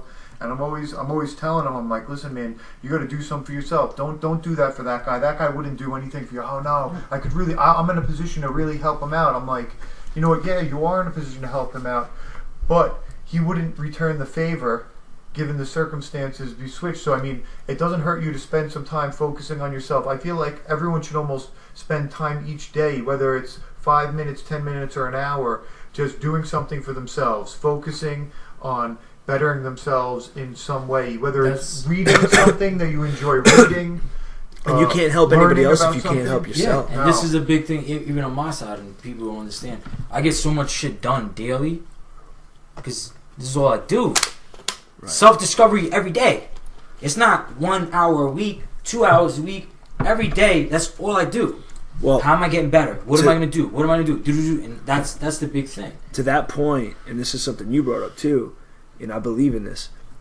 Once you get married and have a kids, whatever, if you make that choice, you're locked in. Not only that, but I feel like you run out of the ability. Oh, it's 100%. Do you know how many people, or like you said, living in New York is so hard. How many people have nothing but survival on their mind? If I'm like my mother, man. My mother was a single mom of 4 kids, and there was nothing else on her mind but survival for her and her kids and keeping a roof over her head. My mother never had time to think about self-discovery. My mother never had time to contemplate, man, you would step outside and you look up and it goes on forever. You know what I mean? You don't have time for any of these thoughts. You don't have time, you know, if my mom sat in office to go look at blueprints and go, man, I could be doing all these other things for myself. It's like, how do you manage that and manage, like you said, the self-discovery thing? And how do you manage it? I worry about that. Well, no, but see, but this being in a position where you don't ever have, you don't even have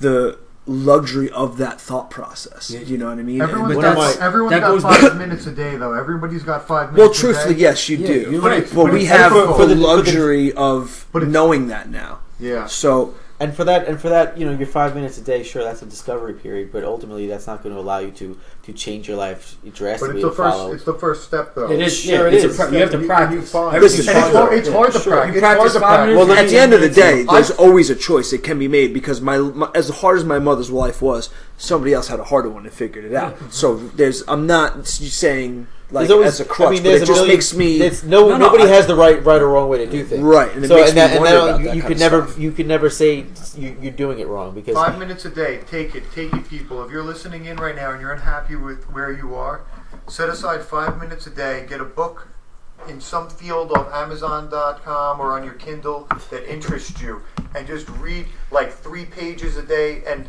it'll be the first step in bettering yourself. And Fuck make that, sure even you if- have good friends. And even if you Well, are that happy helps. with where you are in your life, Yeah. Oh, even it's if better. you are happy, You have- you can't just say, you know, I'm at this point in my life, I'm happy, I'm married, I have a kid, you know, I'm good, I have a good job, and that's it. Like, I'm shutting it down. yeah. Yeah.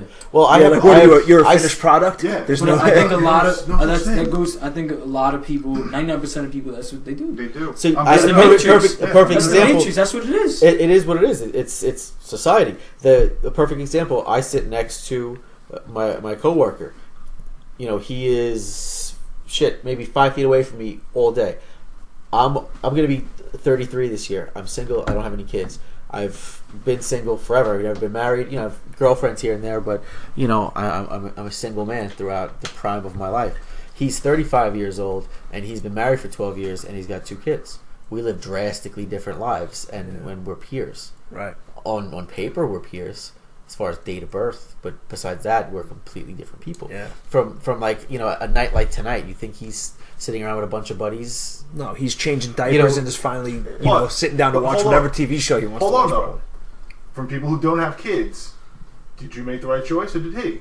But this is But there's but no I'm saying- right or wrong choice. Exactly. I mean, what I'm saying. that's exactly what I was just saying. It was just there was a connotation of, oh, no, well, he's doing this, he changes that. He could be No, fucking but- ecstatic. no. I have a kid, and No, exactly. And You're the this- exception, I think. I don't think. no, I That's welcome. not I can't wait. I Well, actually. you two are the outliers, I believe. Well, we took it upon ourselves to set our lives up correctly, and like I planned my whole life out. I have Well, like a business. I wouldn't plan. say correctly, just differently, because that was Differently. like the nature of planned what it they out- were just I talking planned it about. out correctly It's just for different. myself. Yeah. every person's different. I do There's what Yeah, I need. and it's not, and there's no, and I'm not saying that I made a right choice or he made a wrong choice, because I do anticipate. He's just being a highlighting father. the differences. Yeah, Yeah, I do exactly. anticipate being a father. Like I told Eric the other day, I was having a horrible day. I came over to his house to hang out for a little while. I spent like 5 minutes with his son, and my fucking mood was perfect.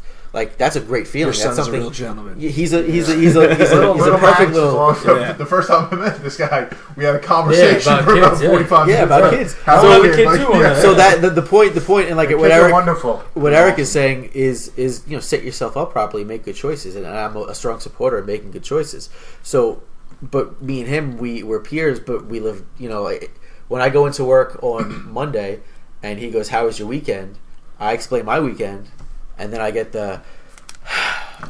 See, then he made the wrong choice. So See, I know that on the surface maybe he does envy, you know, the freedom that I carry out Right. throughout my life, but he has a beautiful wife and 2 awesome kids, and that's has a a lot different of structure. and but he has a here's lot of the thing. structure to his So life. I have a 5-year-old son. Yeah. And Who looks like a 9-year-old. Yeah, he looks like a 9-year-old. But, you know, my weekend may be, I went out with these guys one night, and then the next morning I took my son Chase to karate or basketball. I never go, ugh, it was brutal. Yeah. No, I'm fucking ecstatic. I love every moment I spend with my Yeah. son. And You choose to live that way, and other people, you know what it is? This is what I've come to this conclusion. Some people let life dictate how they live, and other people dictate the lives that they live, that they lead. And you and I are the types that say, "Oh yeah, this is what I'm doing with my son," or I'm going to have this child because I want to have this child. Other guys, it's just like, "Oh, I got my girl pregnant," oh, she's pregnant again. Oh, she's pregnant. Like, how did you have 3 kids in a row by accident? I'm like, what's going on, man? What's going on? You don't get what's going on? But Dick goes in, it releases semen. I'm like, when you release it inside of you, have a fucking kid, you moron. We learned this in health, John. We learned this in health. But let's think about this. Let's think about this though. Pull out! Did you ever see the Bill Burr skit about population control? That's what that reminded me. He's talking about. He's like, it's funny how you could kill deers, but not people. It's like, you got to quell the deer population because deers just keep on fucking. So if you got a rifle, shoot them in the face. He's like, you never hear that same thing where like the neighborhood committee gets together. It's like, all right, we got John out here. He just keeps fucking. He won't stop making kids. We're gonna have to take him out of the gene pool. Can't have all those little dumb fuckers running around having more kids. It just ends up devolving. It's like a 10-minute long skit. It ends up devolving to where he's like, I love seeing old people and they have a framed family photo of 3 generations of Smiths. He's like, and they look back and they're so proud. He's like, I don't know one of those people in that picture. He's like, that's 30 useless people. he's like, that's an environmental disaster, and you framed it.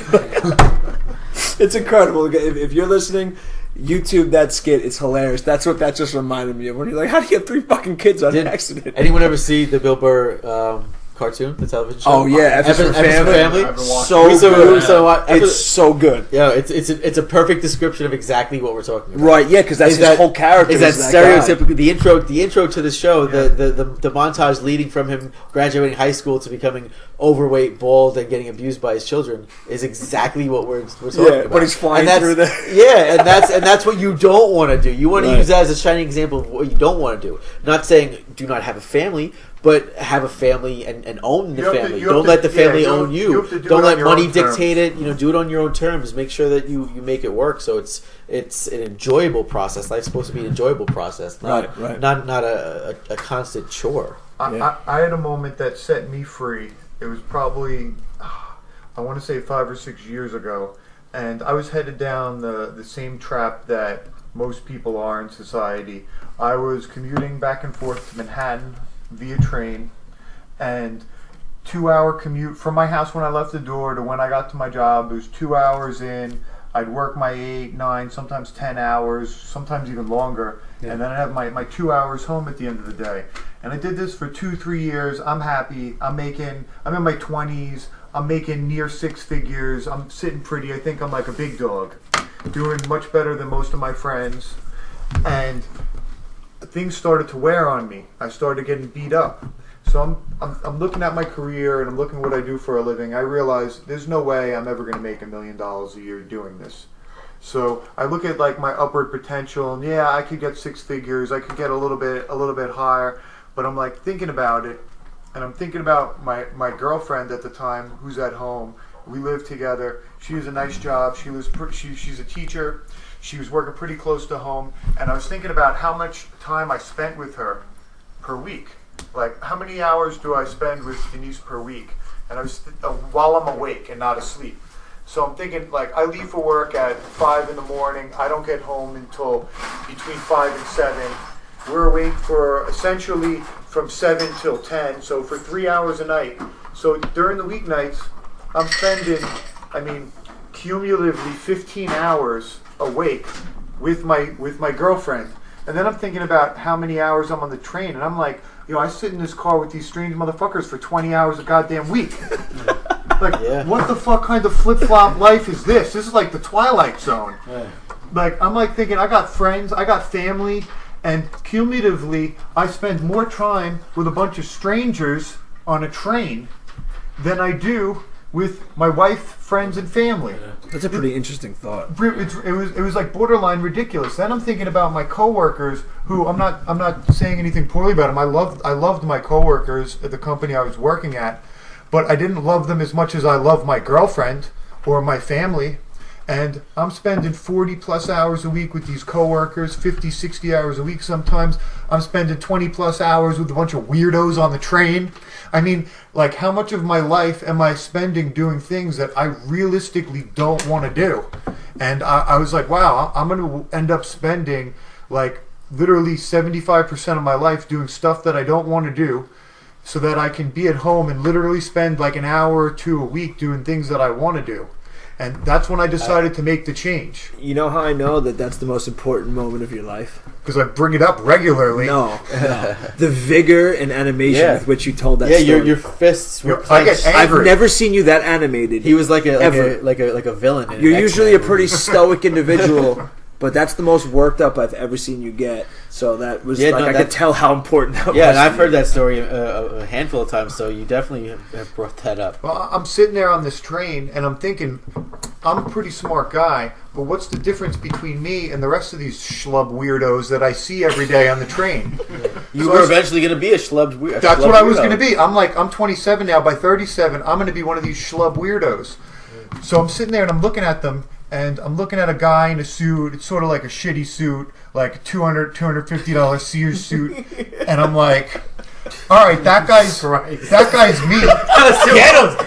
Dude, that was the most fucked up shit ever. Get him! I'm looking at Mr. Six-Figure Banker, get him! Hey, you know, he had a $250 suit on. I had to... What a piece of shit he is.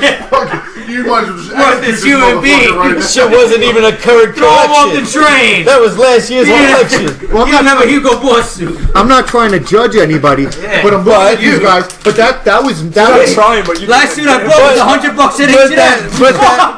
But that unhappy fat schlub in the shitty suit. Oh, I'm not trying to say nothing wrong with that fat motherfucker with the shitty suit. Yeah, but that guy was me. That guy was me in 10 years.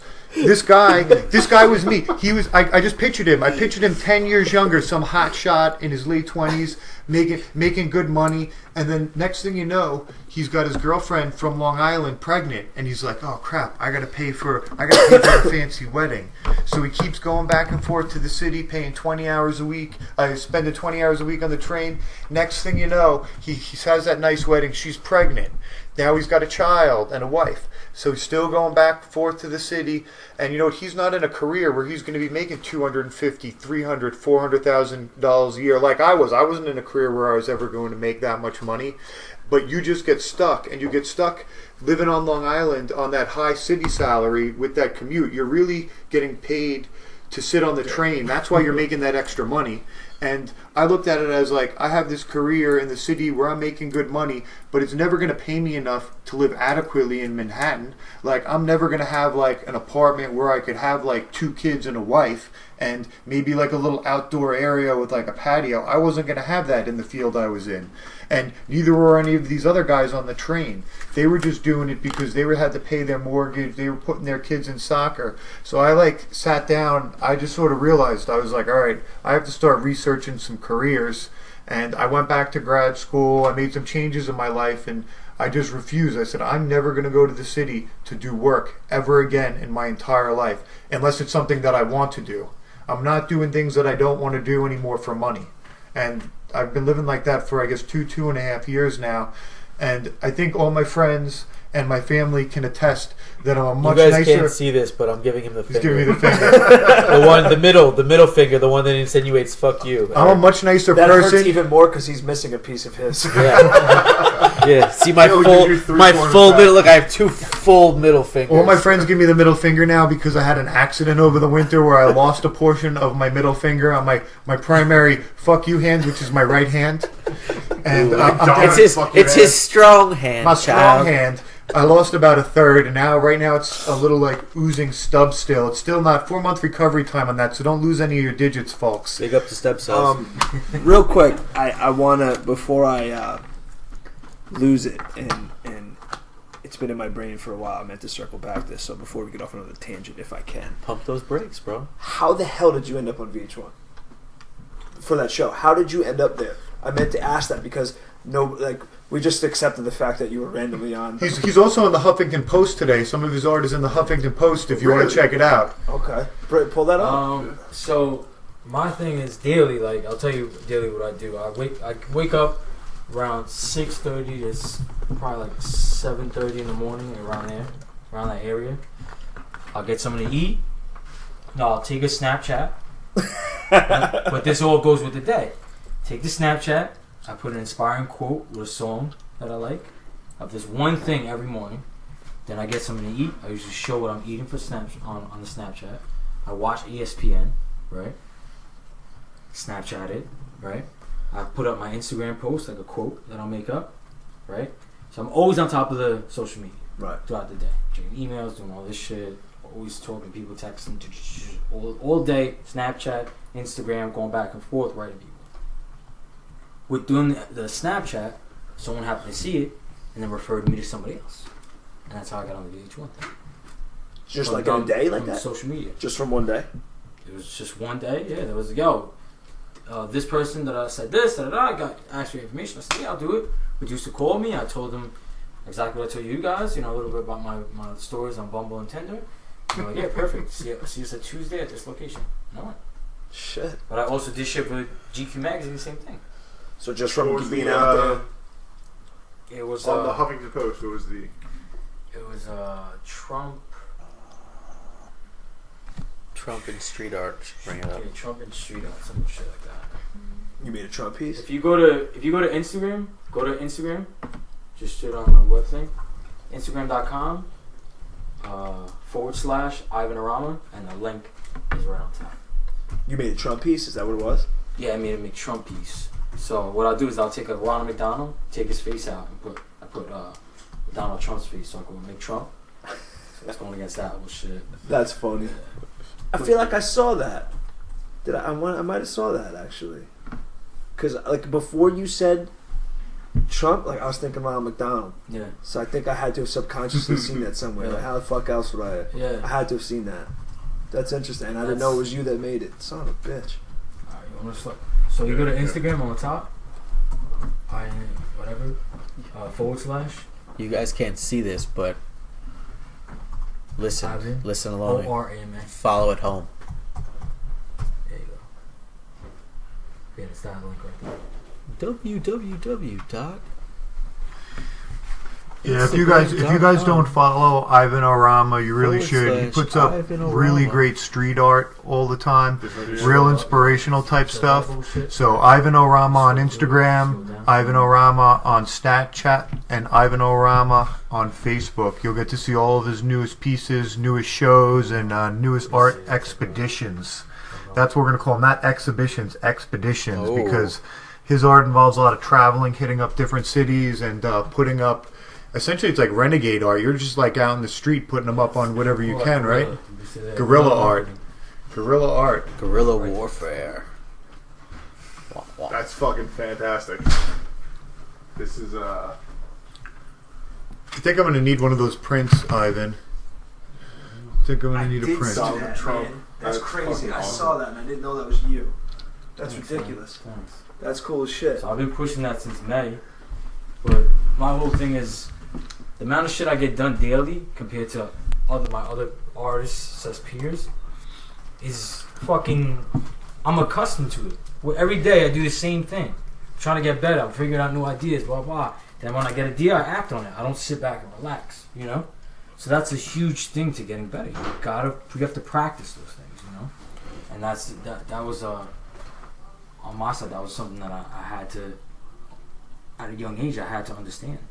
And I was just always doing that, constantly, over and over and over. It makes a lot of sense, man, and it's kind of speaks to the larger theme of like what we're talking about. Like I think it's all like I heard a quote. I don't know who said it, so if anybody knows it, tell me. But I heard a quote said like opportunity and good luck has to find you working. You can't. It's not like The Secret. You can't just sit. It's not enough to just sit and envision a better life. You have to go out there and start fucking doing shit, and then the universe opens those doors. Yeah, like the harder you work, the luckier you get. Yeah. It's gotta find you. I think actually the real quote was actually inspiration has to find you working. I think that's the actual quote. But I mean, it's all the same thing. If you don't go out there, like you said, and act on your fucking ideas or whatever it is, your idea for art, your idea for improving whatever it is, if you don't do some of the work, you have to take action for it to materialize. You can't just sit and think about it's not, and I think a lot of people from a young age, it's like you watch these fucking Little Mermaid and you're watching all these, Disney movies. Everything's a fairy tale. Right. This isn't a fucking fairy tale. Yeah. For you to get an opportunity, you need to put in some risk in order to gain the opportunity. Yeah. You just don't sit back and the opportunity just comes to you. Very few people are able to skip the grind. And it seems like when they do, people almost like society exalts them to this like godlike position where other people just think like, all right, well that's the way to make it big, just to get discovered. Or like sort of like John Jones in the UFC in his 20s, he just like shot right to the top. But like that's not the path that 99% of successful people That is the take. extreme outlier. That's the extreme outlier, and everyone just thinks they're going to be like that girl that won American Idol. What is her name?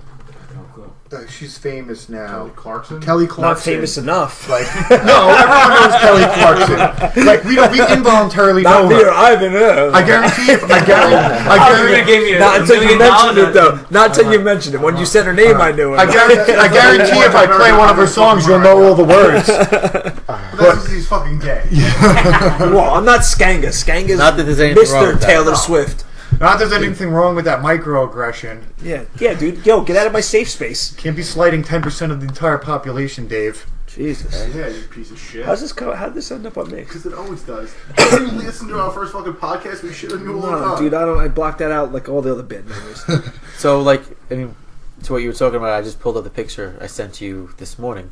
It was just a little meme in an internet picture, and it says, "It is in your moments of decision that your destiny is shaped." So, going back to, you have to actively work for it. It's your decisions that lead to your destiny. So if your decisions are to just stay at that dead-end job and be unhappy and fall into the cycle, that decision is going to shape your destiny. If you manifest something more for yourself, if you write it down, if you structure your life, if you approach this big game they call life on your own terms, that's your destiny, and you can be okay with it. You don't want to live life with regret because you were too scared to do something. Right. I like that, and one thing that keeps getting reiterated in our conversation, Dave said it, Ivan said it, Nick said it, and I've mentioned this on multiple times, is writing things down is a major important step in improving things in the quality of your life.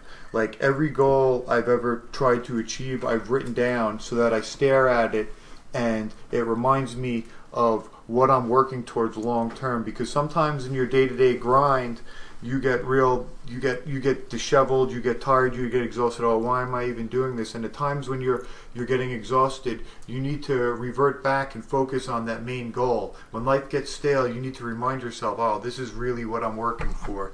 Oh, whether it's I want to do an MMA fight, I want to run a marathon, I want to become a successful artist, I want to travel the globe, whatever it is that you want to do, you have to have that written down and put it somewhere visible. Not even, some people are, put it on a scrap paper and put it in your mirror. I mean, put it on your wall. Ivan put stuff in huge letters on the wall, and the ceilings everywhere. For my life, this is what I want to accomplish. I have 10 things. It's an 8-foot, huge piece of cardboard, and it's 8 foot by 4 foot, and I have it on my ceiling. So when I wake up, I have no choice but to look at it. And it keeps you focused too. Like I have a little book that I carry and that I write things down in, and I'll make my schedule for the next day, and I'll have like my long-term goals in another notebook, and I make sure that I look at that first in the morning, because if I don't, and I don't have things that I have to get done that day, next thing you know, it's like 12 o'clock, and I know what all of my I don't want to say I know what all the losers on Facebook are doing, which is like not much, and I'm in my underpants and I'm making myself an egg for the first meal of the day 7 hours after I woke up, and I didn't really get anything done. But if I wake up and I have all my objectives, what I'm working towards, next thing you know, it's like 10 o'clock and I have all of that done, and then I start thinking, all right, I don't have anything else to do today. What can I do to make my life better down the road? And that's even going with that, like I feel like if you have positive words around you, it's just like if you have positive people around you, you're gonna do things. You need friends. If you have negative people around you, you're gonna do negative shit. Something negative's gonna happen. And a big thing for myself, like even at the house, is I put positive shit I want to do everywhere. This is what I accomplished for my whole life. On the walls is what short term. On the sides is a big goal I have. Another one is another goal I have. You know what I mean? So if you surround yourself with positive things, guess what's gonna happen? You're going to have a positive, upbeat feeling, Exactly. and you'll be tackling your goals instead of begrudgingly getting them done. Yeah, and like a big thing I have this right before you walk out of the room. It says work when they party. And it's true. It's true. Another one I have right on the front door. So before you leave the front door, I have something. I have a whole bunch of things actually. What am I saying? It says above the front door. It says leave only to help make goals and dreams happen. So if you're going to leave to just go fuck some hoe, you're fucking up. You know what I mean? If you're going to leave just to go to a How did you feel about that? Unless she's a How did you feel about that when you went to go bang that booty clap? Does the butt factor in how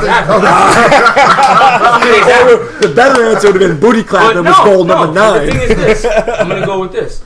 I made a piece that it says it has skull and crossbones, and the skull and crossbones is made up of fast food places, right? It says poison on the bottom. Right? I like that. I would like a copy of that print too. Check this out, though. Check this out. Yeah. This is my whole point. Is that do I still eat fast food? Yeah, from time to time I do. I hate to say it, from time to time. But I used to eat fast food all the time. But from making that piece, and before I turn in, I'm like, nah, I'll just cook something instead, or I'll just do this. Awareness. Yeah, it's awareness, and that's what you got to do is create an awareness. Remind yourself not to go down that bad path. If you're you're about to walk outside, you keep on hanging out with the same fucking person that's been doing the same thing with you for years after years after years after years, and you know a perfect person I'm talking about. Yep. My whole thing is that why are you still making the same mistake? And I know, and you know what I'm talking about when you go out, even with your boys, and you're like, damn, I don't want to go out, but you go out with them, and then you get back home, and you're like, why did I get drunk? What was this for? Yeah, it's That's never the worth same- it the next day. It's a thing. That's the same shit. It's like you gotta, when you're walking out, it has to be for a goal or dream. No. Then you focus. Don't go out for the sake of going out. Yes, no purpose. Well, we were talking about it before. It was that fear of missing out, that having to get sucked up into that lifestyle, and it's hard to break out of that because that's what It is. the norm. That's what you're supposed to do. You catch yourself going to places that you don't even really Yeah, want to go like, to. why am I But doing that's this? thinking something. one level deep though too. That's But- a one level deep thinker. To play devil's advocate here too, and I subscribe to this a little bit as well. And me and Eric, we were having this conversation the other day actually in the gym. There's something to be said about moderation and rest too, because I think it's like a red line with a car.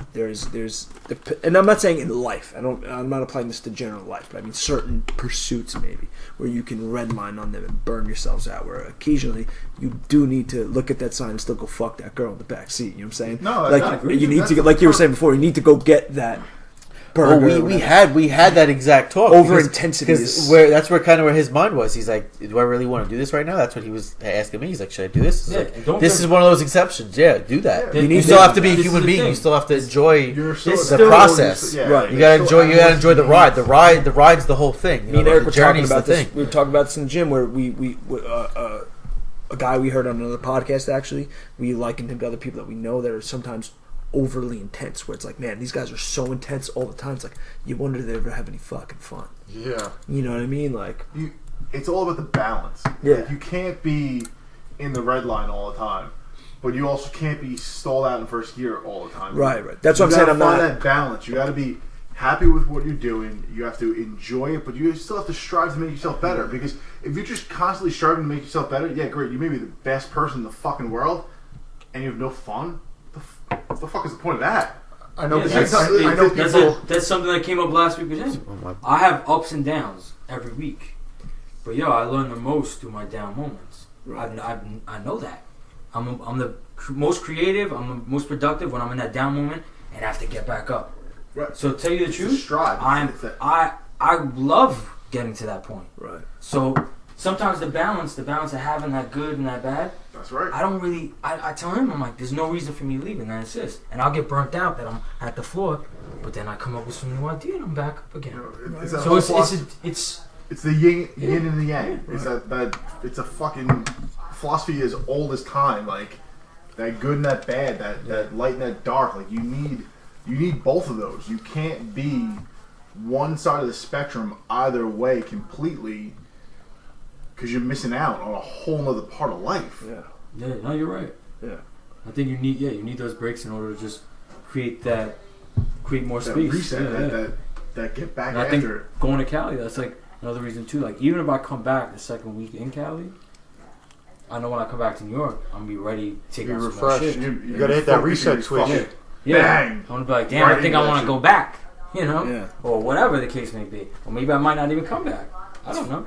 It's funny, like, while I was listening to you guys, I kind of, like, envisioned this whole conversation, like, as if it were a movie for a second. It sounds very strange, but, like I was taking bits of your conversation, and kind of putting it together almost so ironically. Like, I imagined you being on, like, the train, you know, you're talking about the decisions to shape your life, how you have to choose and act on it. I'm like, man, I wonder if there's some, like, 40-year-old guy who wakes up in the morning with goals on his cardboard and he's like, wear a shitty $250 suit today to inspire some guy on the train, you know?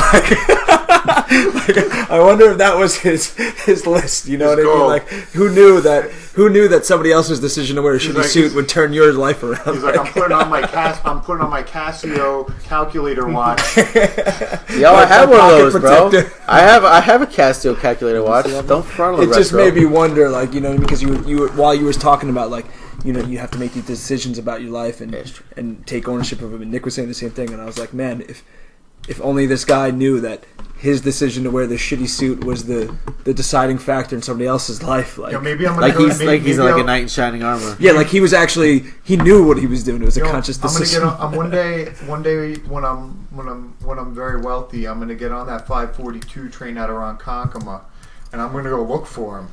He'll probably be like getting close to retiring, Yeah. and maybe I'll throw him a bone and give him a couple bucks so Yeah. he can travel a Because little bit. he could be that pivotal person in your life. I have a pivotal person in my life. We were talking about this yesterday. We actually had some really good deep conversation about this last night. Is that there's somebody in my life, and I'm not going to go into it, but just for argument's sake, there's like 3 like really profound things that happened directly because of this person and my, you know, my life with them at that time.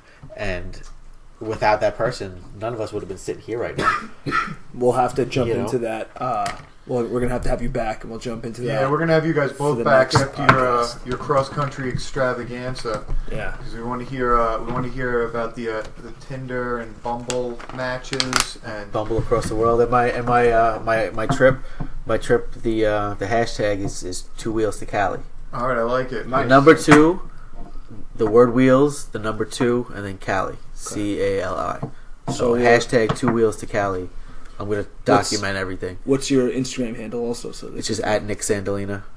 spell that. NICK SANDALENA. Okay. So follow him on Instagram. Follow Ivan Orama at Ivan Orama. Right? VANORAMA. All over the place. Now, we'll close with that. Unless you guys have anybody else you want to shout out or give a thanks Plug, to. do anything for. You got any upcoming art events or anything you want to plug, or just stay tuned to your Instagram and that's the best way? I'm gonna take over the world.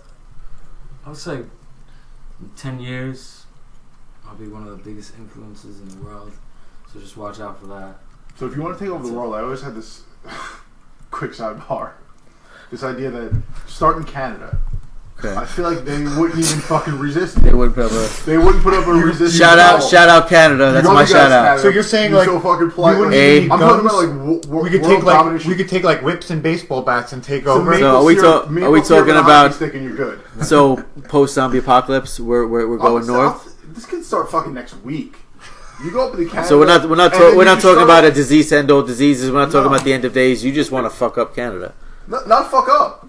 You just want to occupy them. Yeah. I'll come hang out in the They summer, probably but it's too wouldn't cold even- up there. In the That's winter. like me coming here over to your house and just never leaving. Like, yo, I'm here, bro.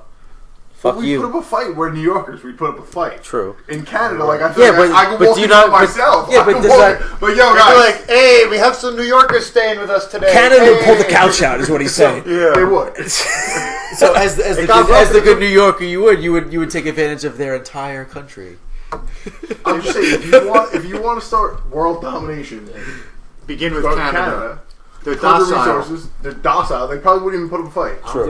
I don't know why I'm so pro Canada. I don't give a fuck about Canada. All right. I'm not anti-Canada either. I'm just saying that's where I would start. True. Well, let's start.